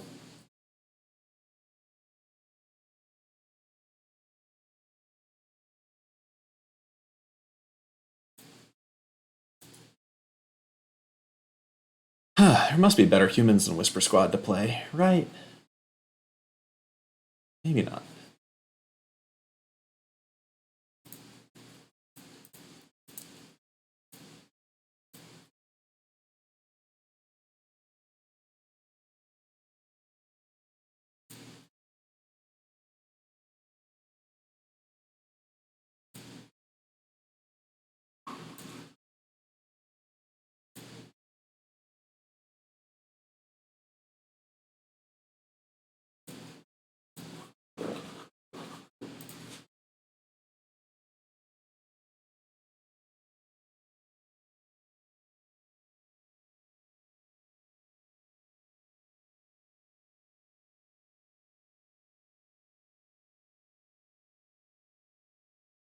Okay, next game.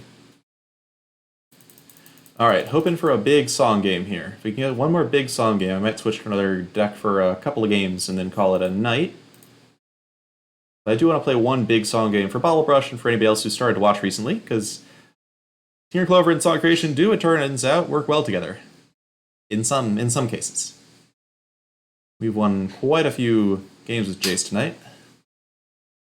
We've had 2 Song of Creation play more often than I would have expected.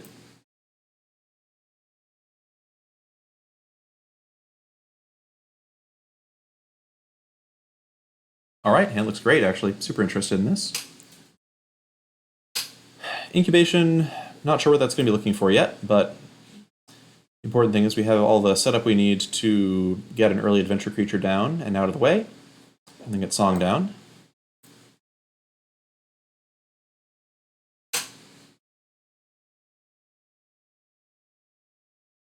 Oh, Bone Crusher's great. Okay, so...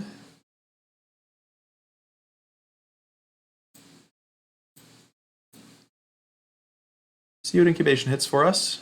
I think we're at 24 creatures right now, which is a little low for my incubation preferences. It's pretty easy to miss with this. But it's a filler card. Alright, hit a Rose Thorn, which is totally fine. No need to use it yet. It's a pretty good card to play post-song, if we end up spending a bit more time than I would expect before we play the song. Alright, opponent's on Spectral Sailor, Lore Dasher, Octopus, perhaps? Are we about to get Lore Dashed? Did not get Lore Dashed, okay.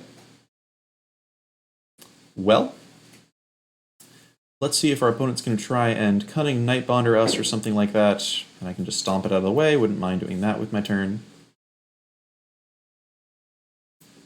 And if they don't do anything after this attack, I probably just jam Acolyte. Just have something around that makes mana, keep my interaction in hand.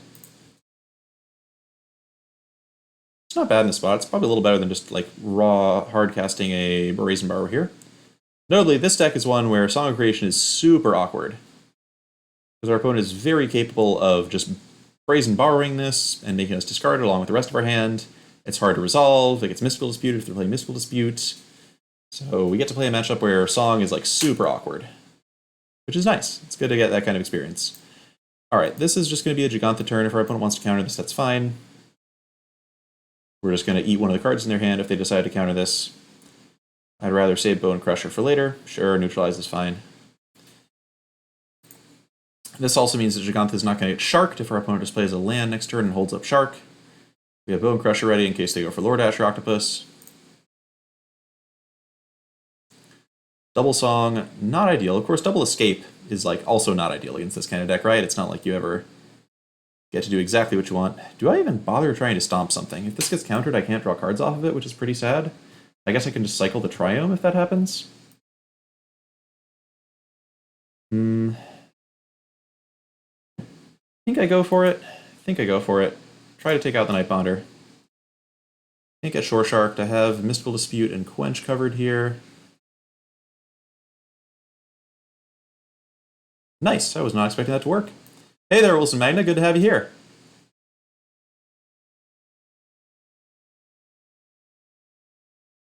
Well, I'm glad for you, Bottle Brush. It's a weird deck to play. Alright, opponent had a Neutralize and they didn't use it on the Stomp? Oh, opponent. Oh, you poor sweet thing. Alright, so our opponent's back to hitting us for 1 a turn, which is not very impressive. If they have a Shark, they can't play it even if they get another land. Lovestruck Beast is going to make my clock just really, really powerful.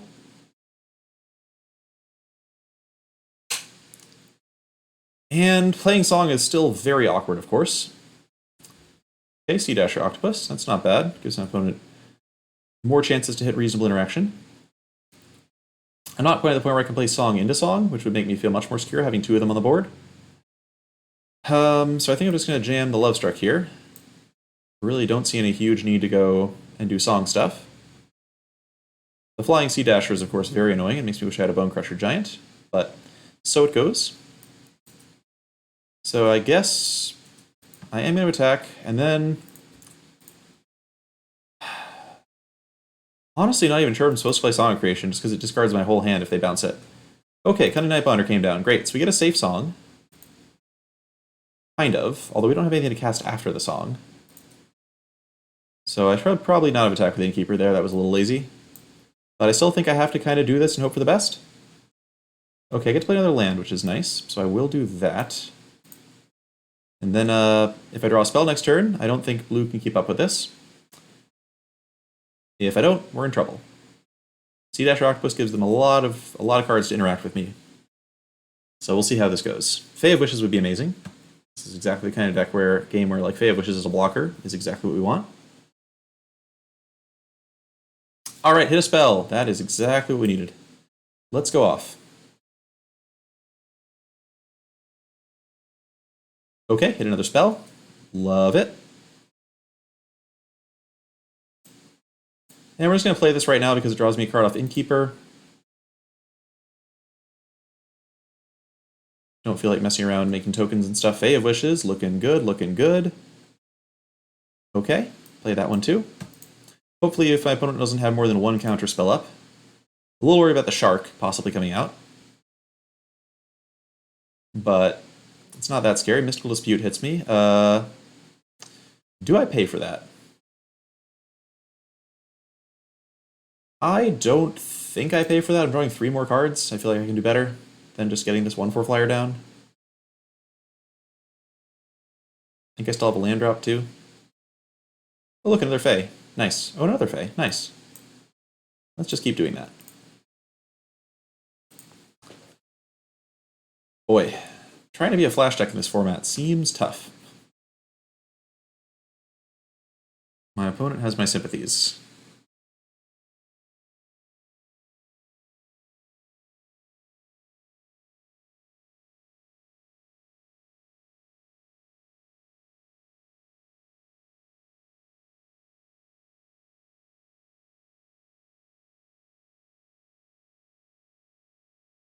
Okay. All right, let's get some hits in.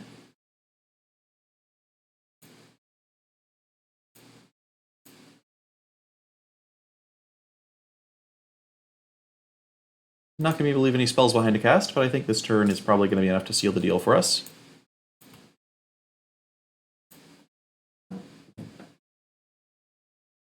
Shouldn't be in any danger of milling out before you attack them to death.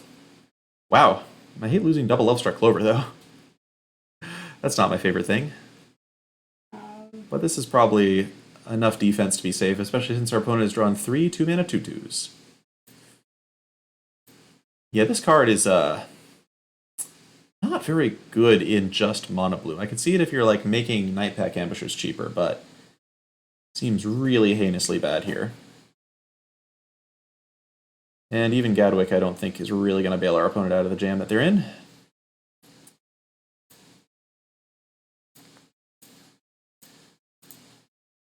If we draw a spell that turn, this game would have been wildly over because I could get Fae of Wishes back to my hand. They're blocking with Gadwick. That's an incredible sign.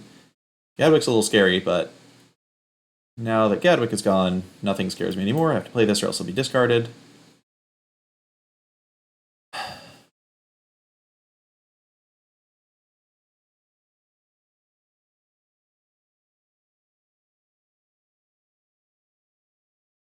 Okay, second Gadwick, so that play makes a bit more sense now. Alright, if we hit lands for a couple more turns, our opponent might be able to grind us out. But now that we have Clover plus Fae coming back, there's no chance at all for them anymore. The game is over by a lot. Alright, so I can just get Fling and something or other. Doesn't even really matter what I get.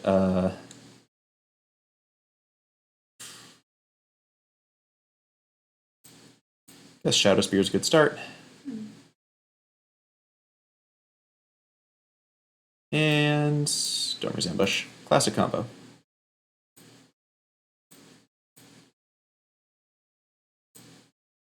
Now you have Fae, which is an exile, which means I get to start the chain again next turn. And still shouldn't be in danger of milling out. I shouldn't need to cast too many more spells to win the game here. If I had gotten Jace, I might just be able to win on the spot, but I don't think there's any real sense in taking risks of that sort.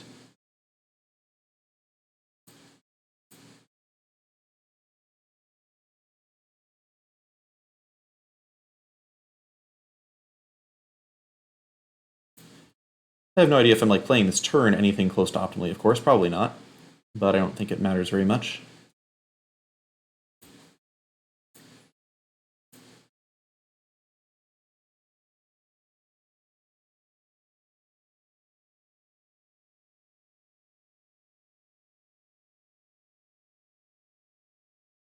Hey, Little Or God, you've accurately assessed my nickname there. Whew. Okay. That was Song. That was Song of Creation at work. Certainly more impressive than Escape to the Wilds in that game. Although, yeah, I think it just was straight up more impressive there, that game. All right, so let's see. We got some other stuff we can play here. This has been fun. This is going away. I'm never playing this again. Let's try one more match of Jeskai Lucka. Close out with the same deck we started with.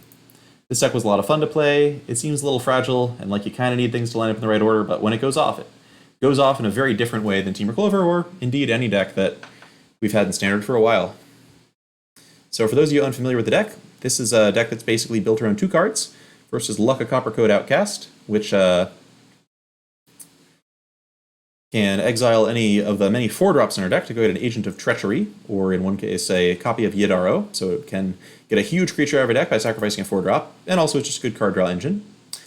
The other combo in the deck is, what's her face? I can never remember the name of the other card in the deck. Did I keep this? Agent of Treachery in the opener. A shame. Opponents in the play?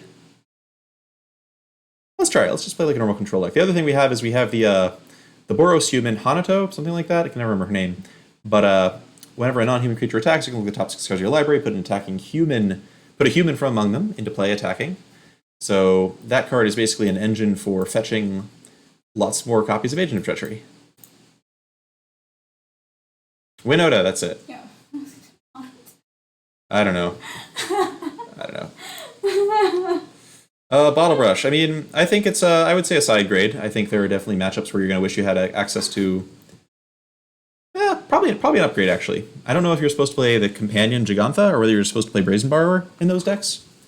Because Gigantha means you can't play Brazen Borrower. But whatever you end up doing, I think Song has a lot of potential. Alright, do I just kill the Artisan? Let's just kill the Artisan. Let's not monkey around with this. It's possible our opponent's just going to play Lurrus. I'm going to feel really sad, but I'm feeling a bit lazy. We're just going to kill it because it's there to kill. Well, yeah, so Wilson Magna, the idea behind... Yeah, so they can... Once decks get used to playing around Song Creation, it becomes a lot worse. I think if you do play it, you can play it in kind of a combo shell, where, like, as a result of playing it with a bunch of mana up, you can just, like, loop through much of your deck and make, like, lots of crazy things happen, like, right away. But it's possible that, like, Escape being much more resilient is what matters in the end, and that just, like, playing the card that safely tucks the cards away and there's no risk in it ends up being better again by the end. Alright, so here we're just doing Fibblethip, value, stuff, nothing special. At some point we're going to draw Winota, or we're going to draw Lurrus, and at that point you'll see kind of the deck's more explosive plays.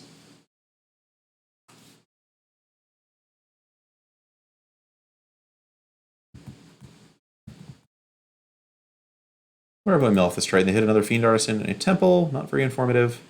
Boneyard Lurker, okay, that's cute. That's pretty big.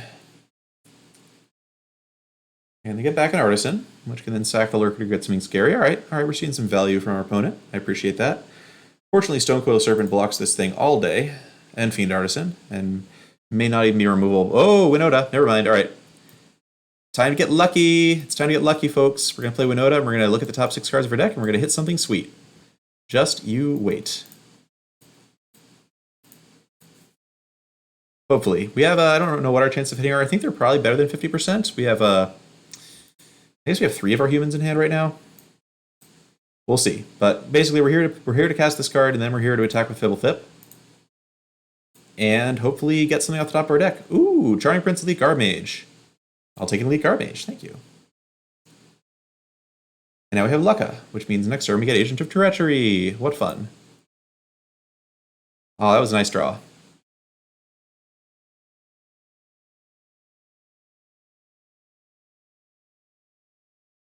Yeah, the Charming Prince Elite Garbmage engine means that stuff like chip damage from Boneyard Lurker is not really a consideration. One's going to have to do better than that to punch through us. Okay, Gorging Vulture, stocking the graveyard for Nethroi stuff, I assume. Death's Oasis, Elspeth Conquers Death. Huh. I don't know if you could afford to play many cards like Elspeth Conquers Death in your, like, fill the graveyard with creatures deck, but what do I know? Alright, so I could play Lucka, exile Elite Guardmage, and try to hit Agent of Treachery. So of course that's what I'm going to do. Now that I've said that, why would I do anything else? And I'm going to do this before combat, even though we could get in for some damage with the Elite Guardmage, because I have a 1 in 4 chance of hitting Yidaro, which is an 8/8 Trample Haster, which I would like to attack with if I do hit it. Nope, it's just Agent of Treachery. I'll steal this. Thank you. That's game. Okay. That was pretty fun and quick. I want like maybe another game or two with that. That was pretty bonkers. Thank you, Yoman5, for designing this deck. It's super sweet. Y'all should go look him up on Twitter and Twitch if you are not Yoman5 followers. Really neat deck builder. What a card indeed. You haven't even seen it with Legion Warboss yet. Or Raise the Alarm, for that matter.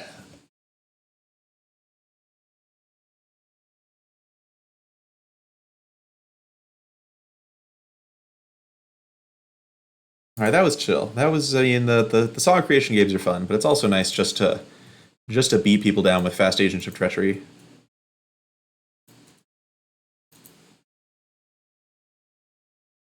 Yeah, perfect. All right, we've got our ideal curve here. Stomp into Legion Warboss, into hopefully Winota, if this can help me get a land. Huh. I'm actually going to keep Fibblethip. Fibblethip is extremely good curving into Winota as well. And given that we're probably not going to need to stomp something on turn 1 anyway, it doesn't really slow us down from finding lands. Yeah, this hand is extremely evil, ICS Casino. Extremely evil. Joy, are you talking about my deck that looks like it'd be a Yorion deck? Oh, quite possibly. It's quite possible you could find a way to squeeze a bunch more cards in here and play Yorion. You'd need to branch out a bit, though, because we really are playing 4 copies of all the stuff that goes into our combo. But it's possible that Yorion is powerful enough to be worthwhile.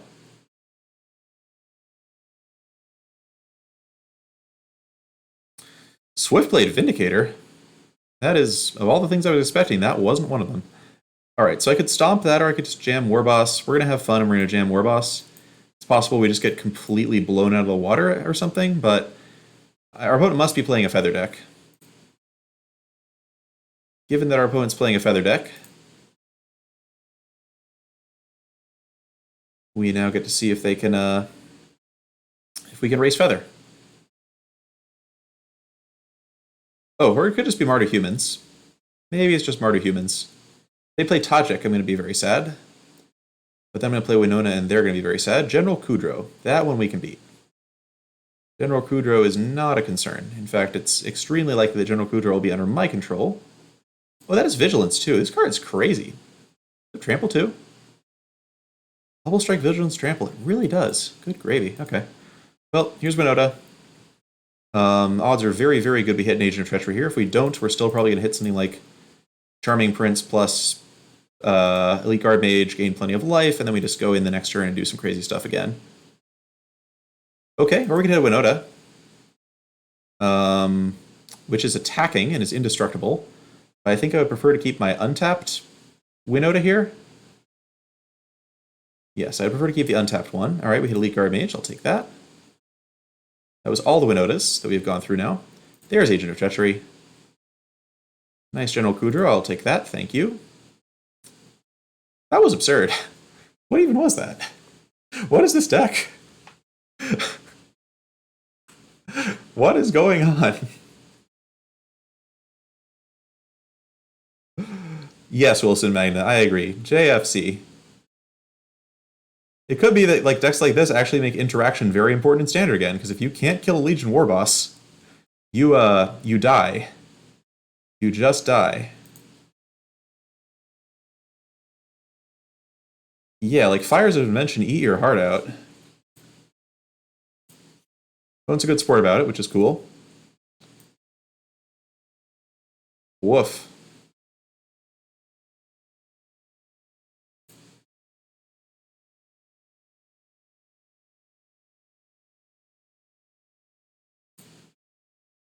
Well, if our opponent wants to let us attack again and see what we hit, we will certainly oblige them. See how many more agents we hit.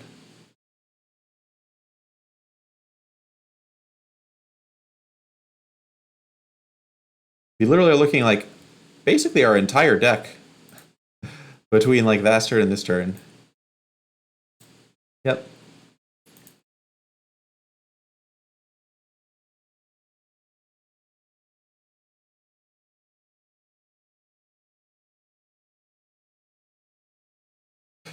Oh, hey, Cryogenetic. Good to see you. Good to see you in my stream. It's definitely not my list. I can't take any credit for it. This is a list designed by my teammate Yoman5. Yoman, Y-O-M-A-N, _5. Or not underscore? I don't remember if there's an underscore. Anyway. Yoman5, you can find him on Twitch and Twitter. He builds lots of sweet decks. This is one of them. I edited his deck slightly, but not very much. The core idea and almost all the cards in here are definitely him. And it's, yeah, it's quite sweet when it works. And has been working a lot tonight. Pretty happy to run this back for another game. That was, if they're all as good as that.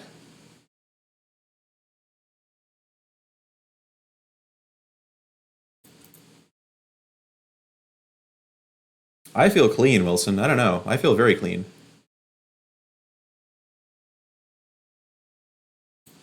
Yeah. It's stronger than modern decks until the point where your opponent like kills your Legion War boss. Alright, I'm gonna play. We got double Lucka Bone Crusher. You know, I'm just gonna try it. I got my colors. I got something to do on turns 2 and 3. Lucka is a fine card to have a backup of. Fibblethip is extremely good now. Totally happy with what's going on here. Opponent is doing a... Huh. I did see somebody with an Aegis Turtle deck earlier. I'm wondering if this is the same person? Well, tell Sansoni1 that I thank him on behalf of Yoman, certainly.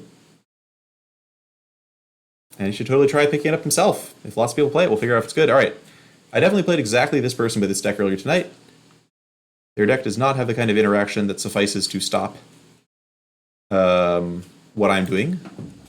I'm just going to go ahead and play Bone Crusher Giant. I don't expect to have very many relevant stomp targets in this game. And if Bone Crusher Giant's in play, it just means that Winota is much better if I do hit her.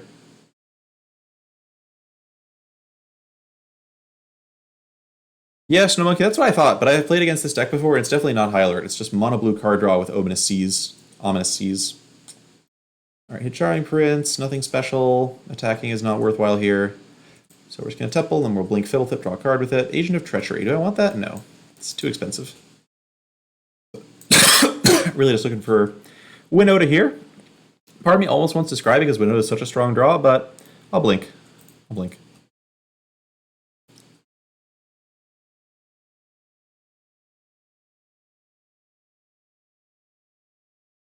Hey, Legion War Boss. So Winota looking like more and more of a blowout if we can land her.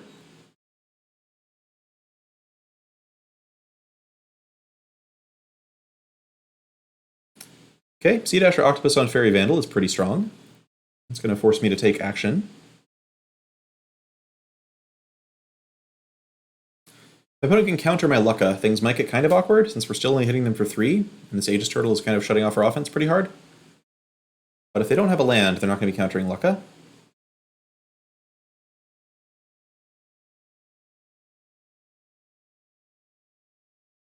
Okay, yep, just radical idea. So shields are down. It is Lucka time.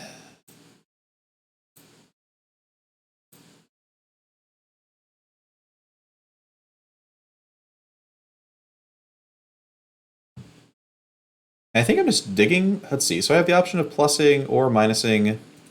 If I plus, I could hit Winota. If I minus, I could hit Winota. The cards in my deck right now are like some Charming Princes, some Fibbletips, some Bone Crusher Giants, some Legion War Bosses, a bunch of Agents of Treachery, a bunch of Winotas, one Yedaro, however you say that. I'm just going to plus. I'll plus after I attack, though. I think plussing just has a very good chance of setting me up for an excellent turn next turn.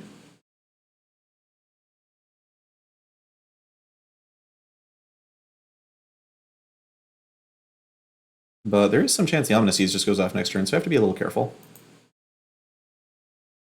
Worst case scenario, we have to just try and get really lucky with this card. Alright, we whiffed completely. Fun. Yeah, I mean, yeah, the -7 is Black Beam is strong, but I mean, that's Planeswalker Ultimates for you. You put this 5-drop down, you plus it twice, you minus it. It's basically like the same pace as Ashiok's Ultimate. And Ashiok's Ultimate's probably stronger on the whole. But it is nice that my opponent is kind of obligated to attack Lucka at some point. Maybe.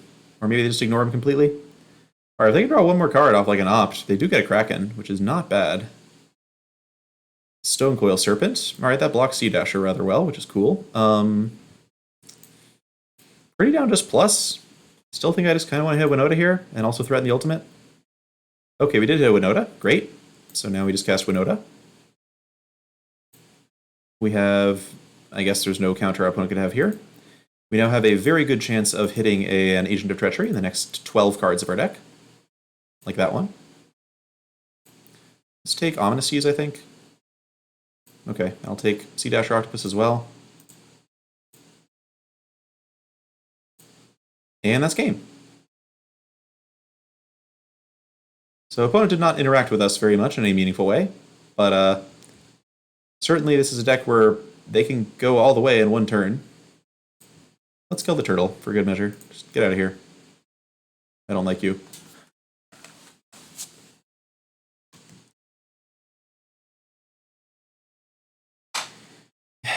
Yep, these Winotas are a lot of mythics, but this card is pretty crazy. I feel like in some arena format, there's going to be a deck that consistently makes this deck card crazy. Oh dear. Opponents should probably not be playing Anticipate in their Ominous Seas Fairy Vandal deck. That card does not draw cards. Bibbleflip draws cards. I'm curious what the animation on Lucka's Ultimate looks like, if it looks like anything. I feel like usually those cards don't look like anything, but I'm hoping that Lucka can prove me wrong.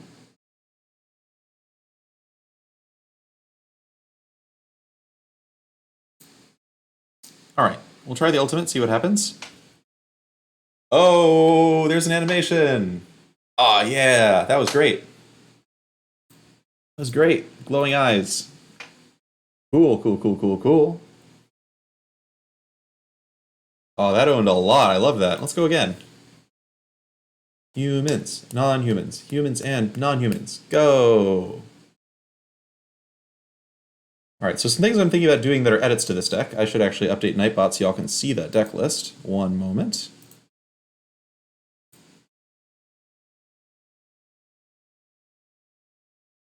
This is the kind of deck that regular Team Clover would beat the snot out of, because Team Clover is very good against random 4-mana 4/4s and Legion Warboss.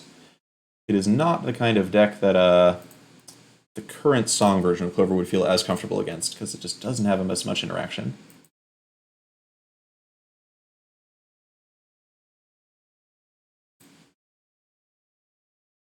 Alright, deck is now updated. Yeah, it is quite fun to play, Black Beam. It has just enough stuff it can do when you're not comboing that you don't feel completely lost. And of course, when you are comboing, it's incredible.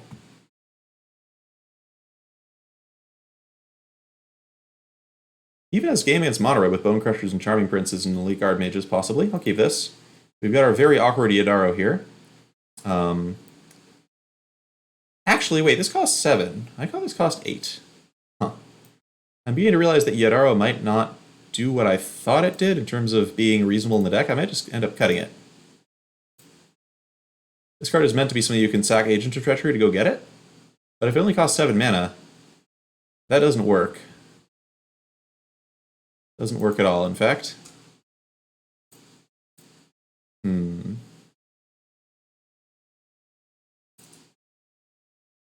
Well, we'll have to rethink this card after all's said and done. Do I just stomp, or do I Prince? I don't want to draw lands, honestly. I'll Prince. I don't really mind this thing cycling 2 damage at me or something. Just want to keep hitting my land drops. That'll work. I already have a Guard Mage, don't need another one.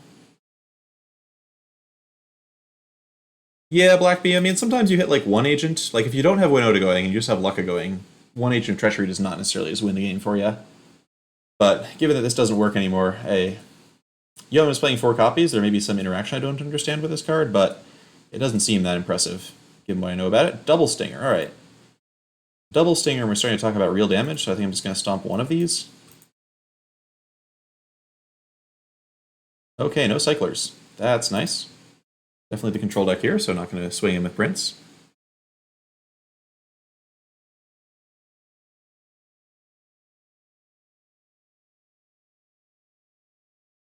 Okay, blue-red, Ikoria draft, aggro.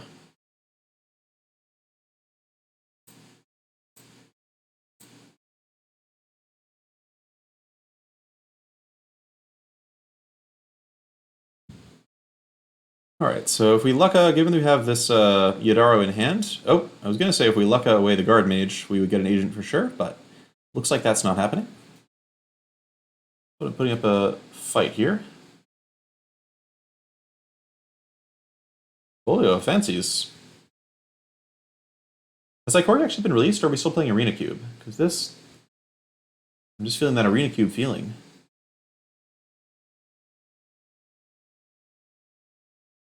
Alright, millions of Luckas is kind of awkward. I think I want to try and cycle this Godzilla.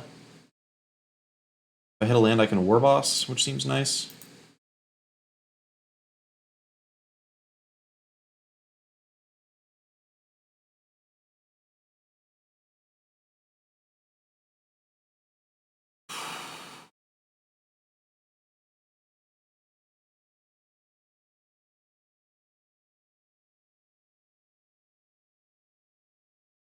Okay, Winota is neat. Doesn't really do anything yet, but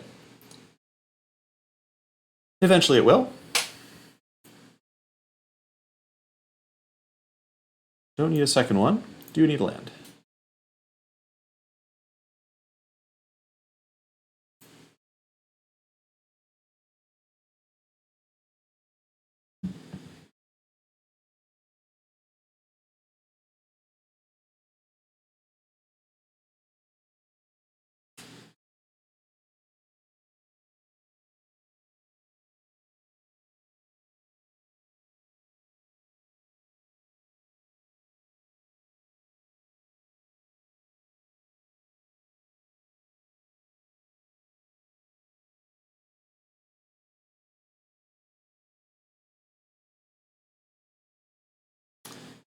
La-di-da-di-da. Alright, probably after this game I'll go pop open the deck in the deck editor and talk about some things I've been thinking about change-wise.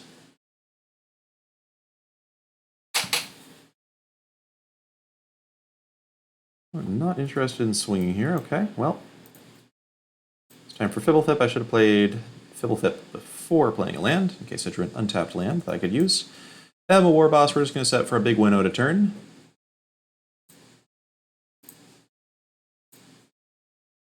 My life feels quite healthy. I'm happy trading off Prince for a blocker that might otherwise be stopping a War Boss.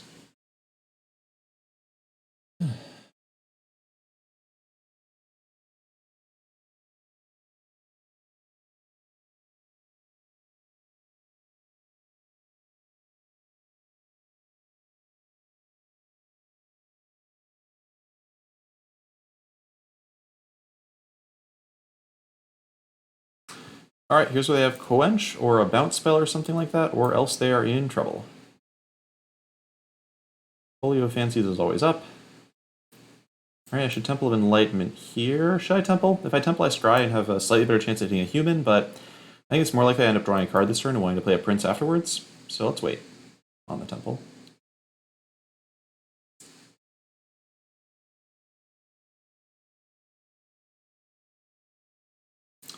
Alright, here we go. Here we go. 6 is so many cards. Like, if this card said 4 cards, I'd be like, oh, this is interesting. But 6 is so many cards.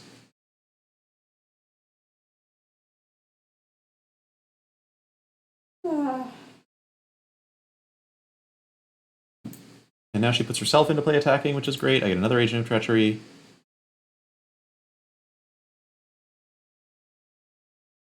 And that's that. Yep. Yep.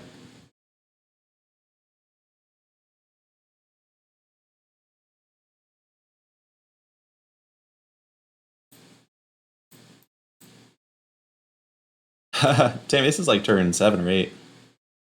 Oh, I missed that. Did you just have 5 lands? Oh, you haven't played it.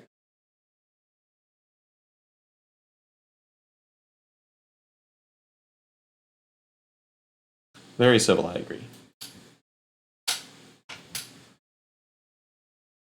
Okay, opponent's milling me just to check out my cool deck.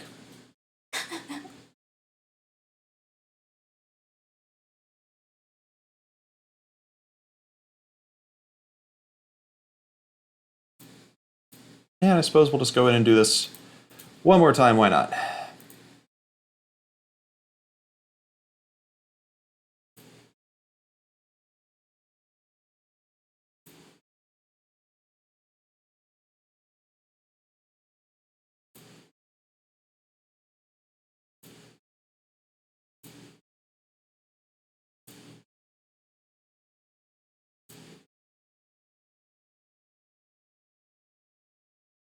Whenever a blah blahs. Those are some good words to have on a card. Not whenever one or more, whenever a.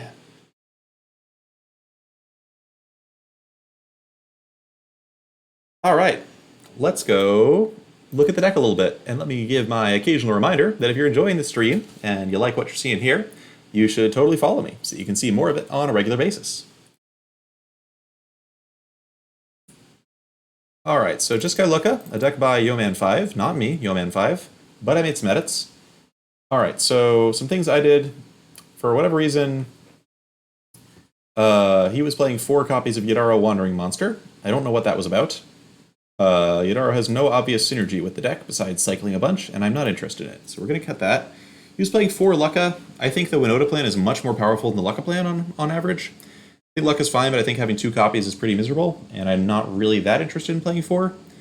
Especially given you have all the sorting that Charming Prince and Fibblethip give you. I think you can afford to play 3 and it's just fine. You obviously want 4 Agent of Treachery. It's your combo card. It's awkward to draw, but it's your combo card. You need it. Elite Garmage. So let's look at all the humans that exist in these colors. Let's just take a quick look at the humans and make sure we're not missing anything. So we're especially looking for cards that are good to like bring into play attacking, in addition to just being good ones to play. So cards like Giant Killer, while they're powerful, don't really make the cut. Hero Precinct 1 is cute. The fact that it makes human tokens is bad, though, because it doesn't actually give you more attackers to work with Winota. We also have almost no gold cards, so not Hero Precinct 1. Shepherd the Flock's like pretty powerful. Like I like this card a lot, but it doesn't seem like a great fit.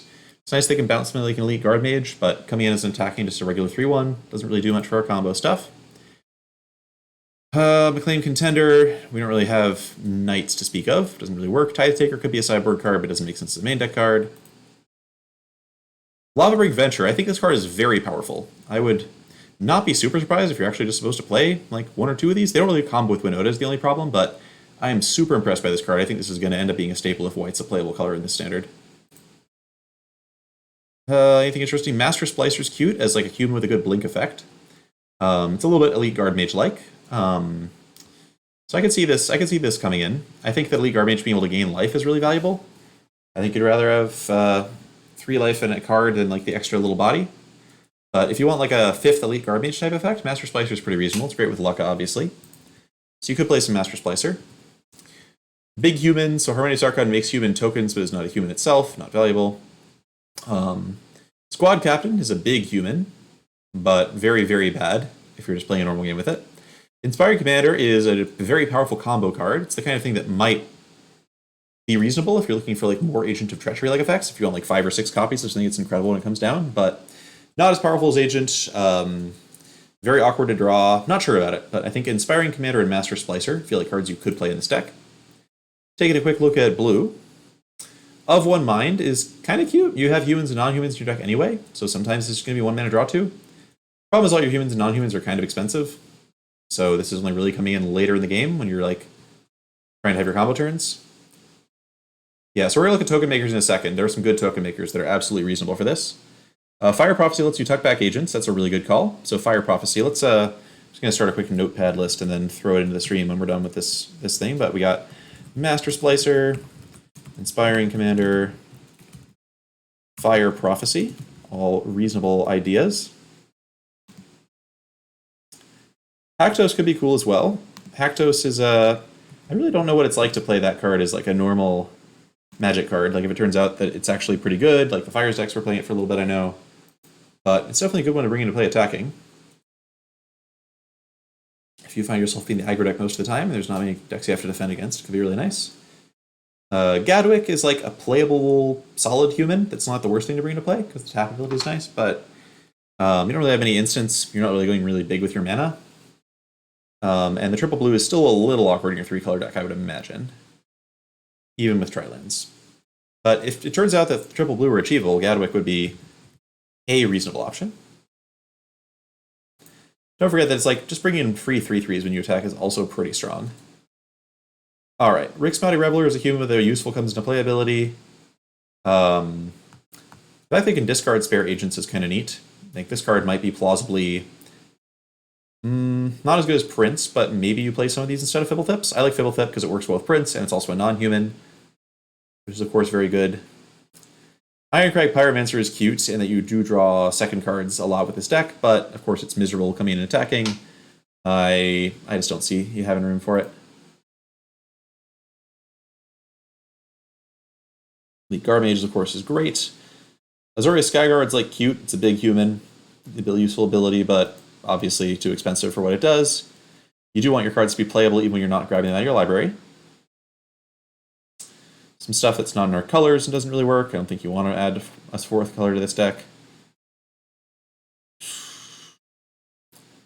Tajik is sort of cute, sort of cute. It's hard the turn after he comes in when he starts mentoring, but not amazing. And sort of all your 3-drops are supposed to be non-humans that pair with Winota. It's kind of the idea behind what this deck is doing. Fire Captain, no. And that's it for humans. Let's look at tokens. Specifically, we're going to look at creature token. Okay. So, we've got Ancestral Blade, which is like basically a 2/2 non-human. It's not that exciting. It just has token on it. The really exciting card for this deck is Raise the Alarm. That's the card I think it's almost certainly right to play a couple copies of. The fact that it makes 2 non-humans for 2 mana is an unbeatable rate. And it's an instant, which means you can like grab against a control or something and you want them to tap out. They tap out, you jam Raise the Alarm at the end of their turn, and then you untap, cast Winota to look at 12 cards in your deck, and you're off to the races. I think Raise the Alarm almost certainly belongs in this deck. A couple copies do. In fact, right now I'm going to cut a Stonecoil Serpent and bring in 2 copies of Raise the Alarm. See how that works in testing. I don't know if you want all 4. It's pretty weak individually. Doesn't really synergize with most of what you're doing besides Winota, but it's so good with Winota that it seems worth a try. Other token cards. Hanged Executioner is interesting. This card creates 2 non-creatures for 3 mana and is like a kind of useful side ability. Seems worse than Bone Crusher Giant. Bone Crusher Giant's just such an efficient card on rate. But maybe it's something you could try.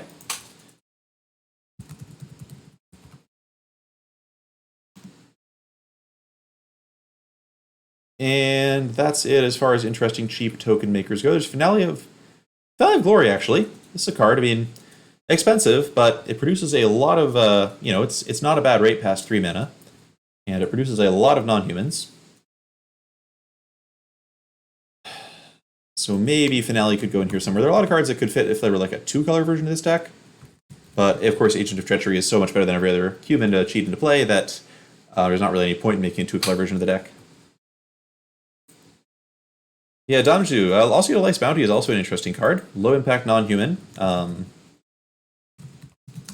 does protect stuff. Forces you to play a little off curve, which is awkward, but the deck being too slow was certainly not its problem, so maybe you could work it. Hasmina also interests me sort of in a similar way. It makes like multiple tokens, it makes expensive target your stuff, but I feel like on rate the card's just a little too bad.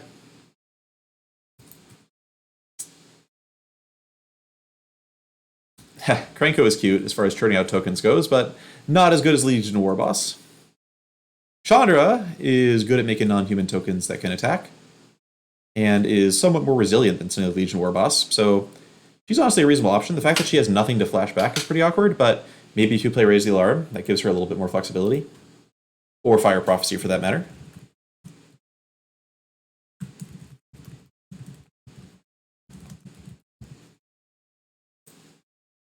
Dwarven Mine is a cute idea. The fact that Raugrin Triome is a mountain, and that you could play like the other blue-red land, Ketria Triome, have like another mountain that also makes blue, means it's like plausible that maybe you could occasionally make a dwarf with this. I think in games where you don't make a dwarf with it, it's just way too awkward. But maybe not. If you get your mountain count up to like 3, 4, 5, 6, 7, 8, 9, 13, 17, maybe 2 more Triomes makes 19? You could possibly play Dwarven Mine in this deck.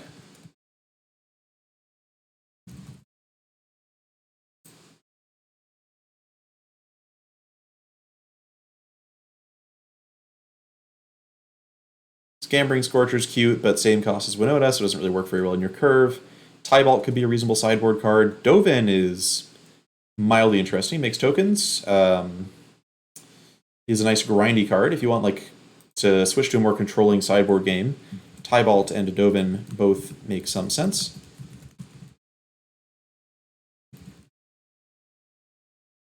There's also Depose Deploy, but I think 4 mana token makers are a little too expensive. This is just like much worse than Raise the Alarm.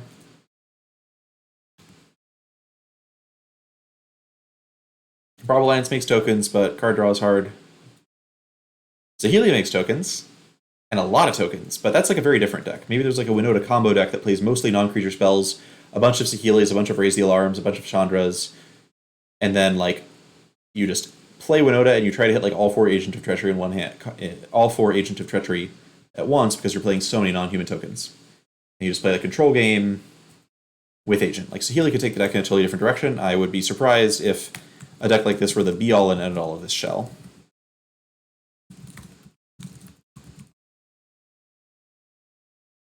Skydive Vanguard is actually maybe cute. Human that makes non-humans, but the problem is the tokens it makes don't count as attacking for Winota's purposes. And it's also hard to let them survive if your opponent's blocking with anything, so it's hard to accumulate tokens with this, so not actually good. Outlaw's Merriman's too expensive, doesn't curve with Winota. And, ooh, Kaikar. I forgot this card was a card. This is technically in your colors. It does make a lot of non-human tokens if you're playing the non-creature spell version, but competes with Winota on cost, which is rough. And that's it. So, lots of interesting stuff in this deck.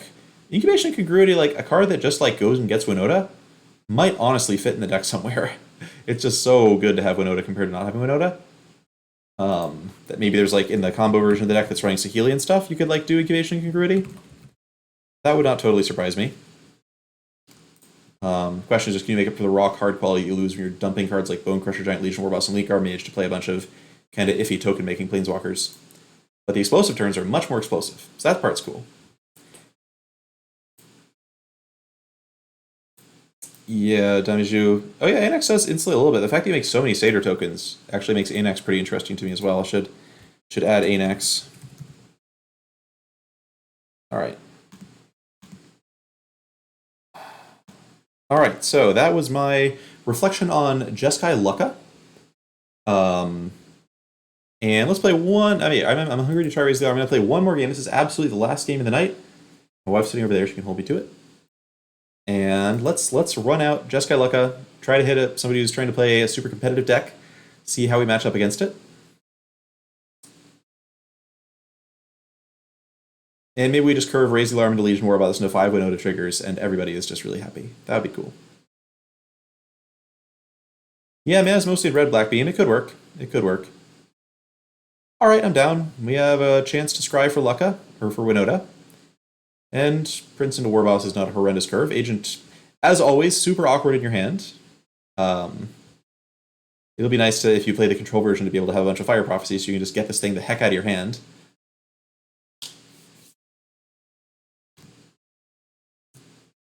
But it's a keeper. Ooh, Temple of Deceit. What does it mean?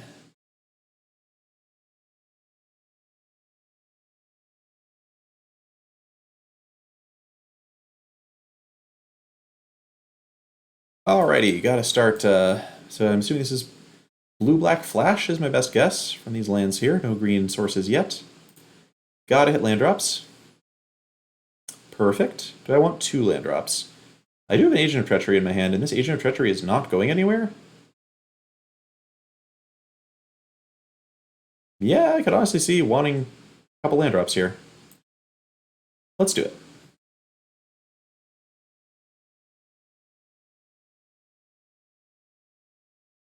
Alright, definitely looking like blue. Wow, okay. That's a lot of Spectral Sailors. But if they want to give one of these an Octopus, we're going to resolve Legion Warboss. And Legion Warboss is not the card that any blue Flash deck ever wants to see. Okay, there we go. Although more realistically, we probably just stomp this Sailor and then worry about other stuff later. Yeah, Sea Dash or Octopus dying to stomp is a problem. So, question is, do we stomp or do we Warboss? I'm honest to God kind of interested in just Warbossing. It just represents so much damage. And then we can like Prince plus Stomp next turn, which is pretty efficient. Let's get greedy on him. Let's get greedy on him. We're definitely getting greedy on him. It's possible we get completely blown to the water by our opponent's card draw, but they do have to deal with Warboss.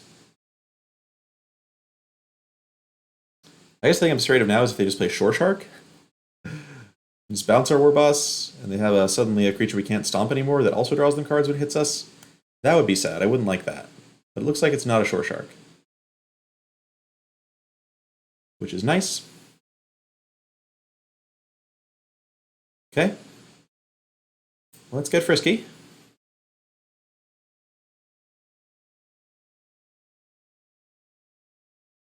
They were going to borrow Warboss. It's too late for that now. They want to flash in something to eat Warboss, like a 3-2. That's fine. Just kill their Octopus.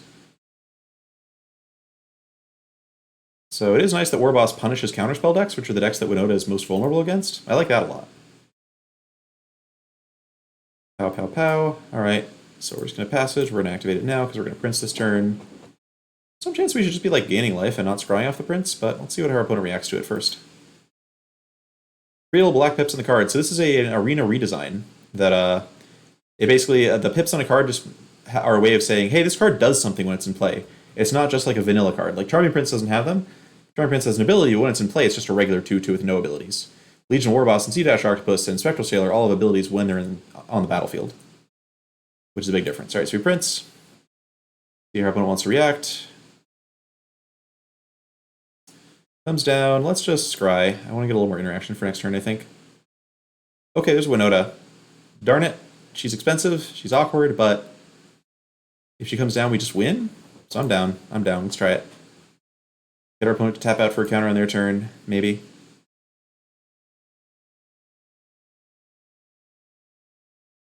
Hi, Ratsarina. How's it going? Ooh, Kenrith. Kenrith is a card. We'll have to take the Lucka slot, which is a little awkward. I think Lucka is kind of important to the deck. But Kenrith's a nice one, to be sure. All right, Brianmore Cutthroat comes down, and do I just stomp now? Yeah, we just stomp now. I don't think there's a 1-mana thing they have that's going to stop us from doing that. Cool.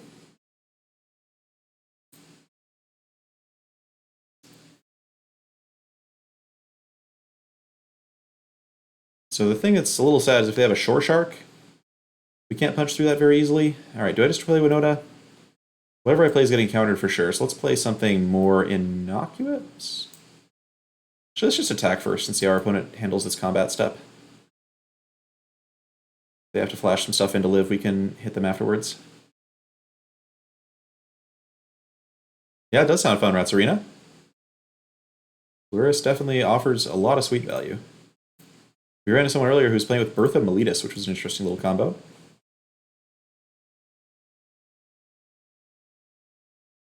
All right, here comes the Swarm. Opponent, what's your plan? What is your plan? Bounce a token, pump a Cutthroat, eat a token, sure. Leave up man for Quench, I can appreciate that. Oh, eating Warboss. Okay, so is my opponent going to play another card here? Oh, their Cutthroat just dies. Oh, that's sad. All right, all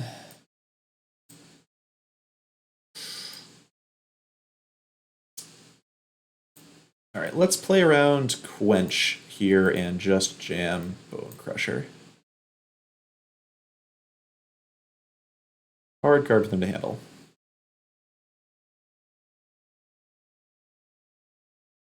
All right, well, Flash is going to be a thing in this format. I don't mind playing the deck that has a whole lot of Legion Warbosses.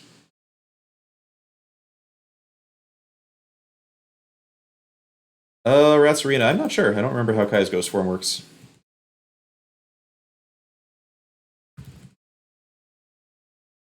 Oh yeah, that does work. That's cute. That's very cute, actually. Luris Kai's Ghost Form. Huh. I like that. All right, Ratsarina, go make that deck. Then play it on video or stream or something so I can see it. Go build it. All right, so that was our last game, as promised. Lucka just smashed people. We didn't need to raise the alarm, but Legion Warboss did good work. All right, so this has been a sponsored stream by Wizards. Of course, they gave me this Sweeto account with 700,000 gems and 30 treasure chests worth of alt progress here. Just open this whenever I want to. It's been a really fun night just being able to build all the decks out and worry about wild cards at all. But tomorrow, I think that this Jeskai Lucka deck is probably going to be the first thing I build.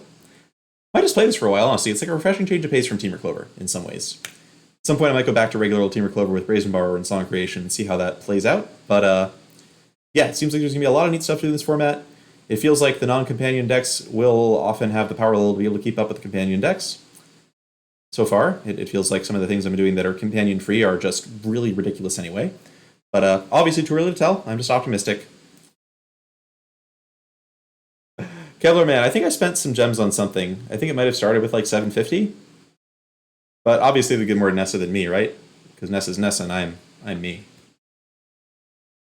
Ha.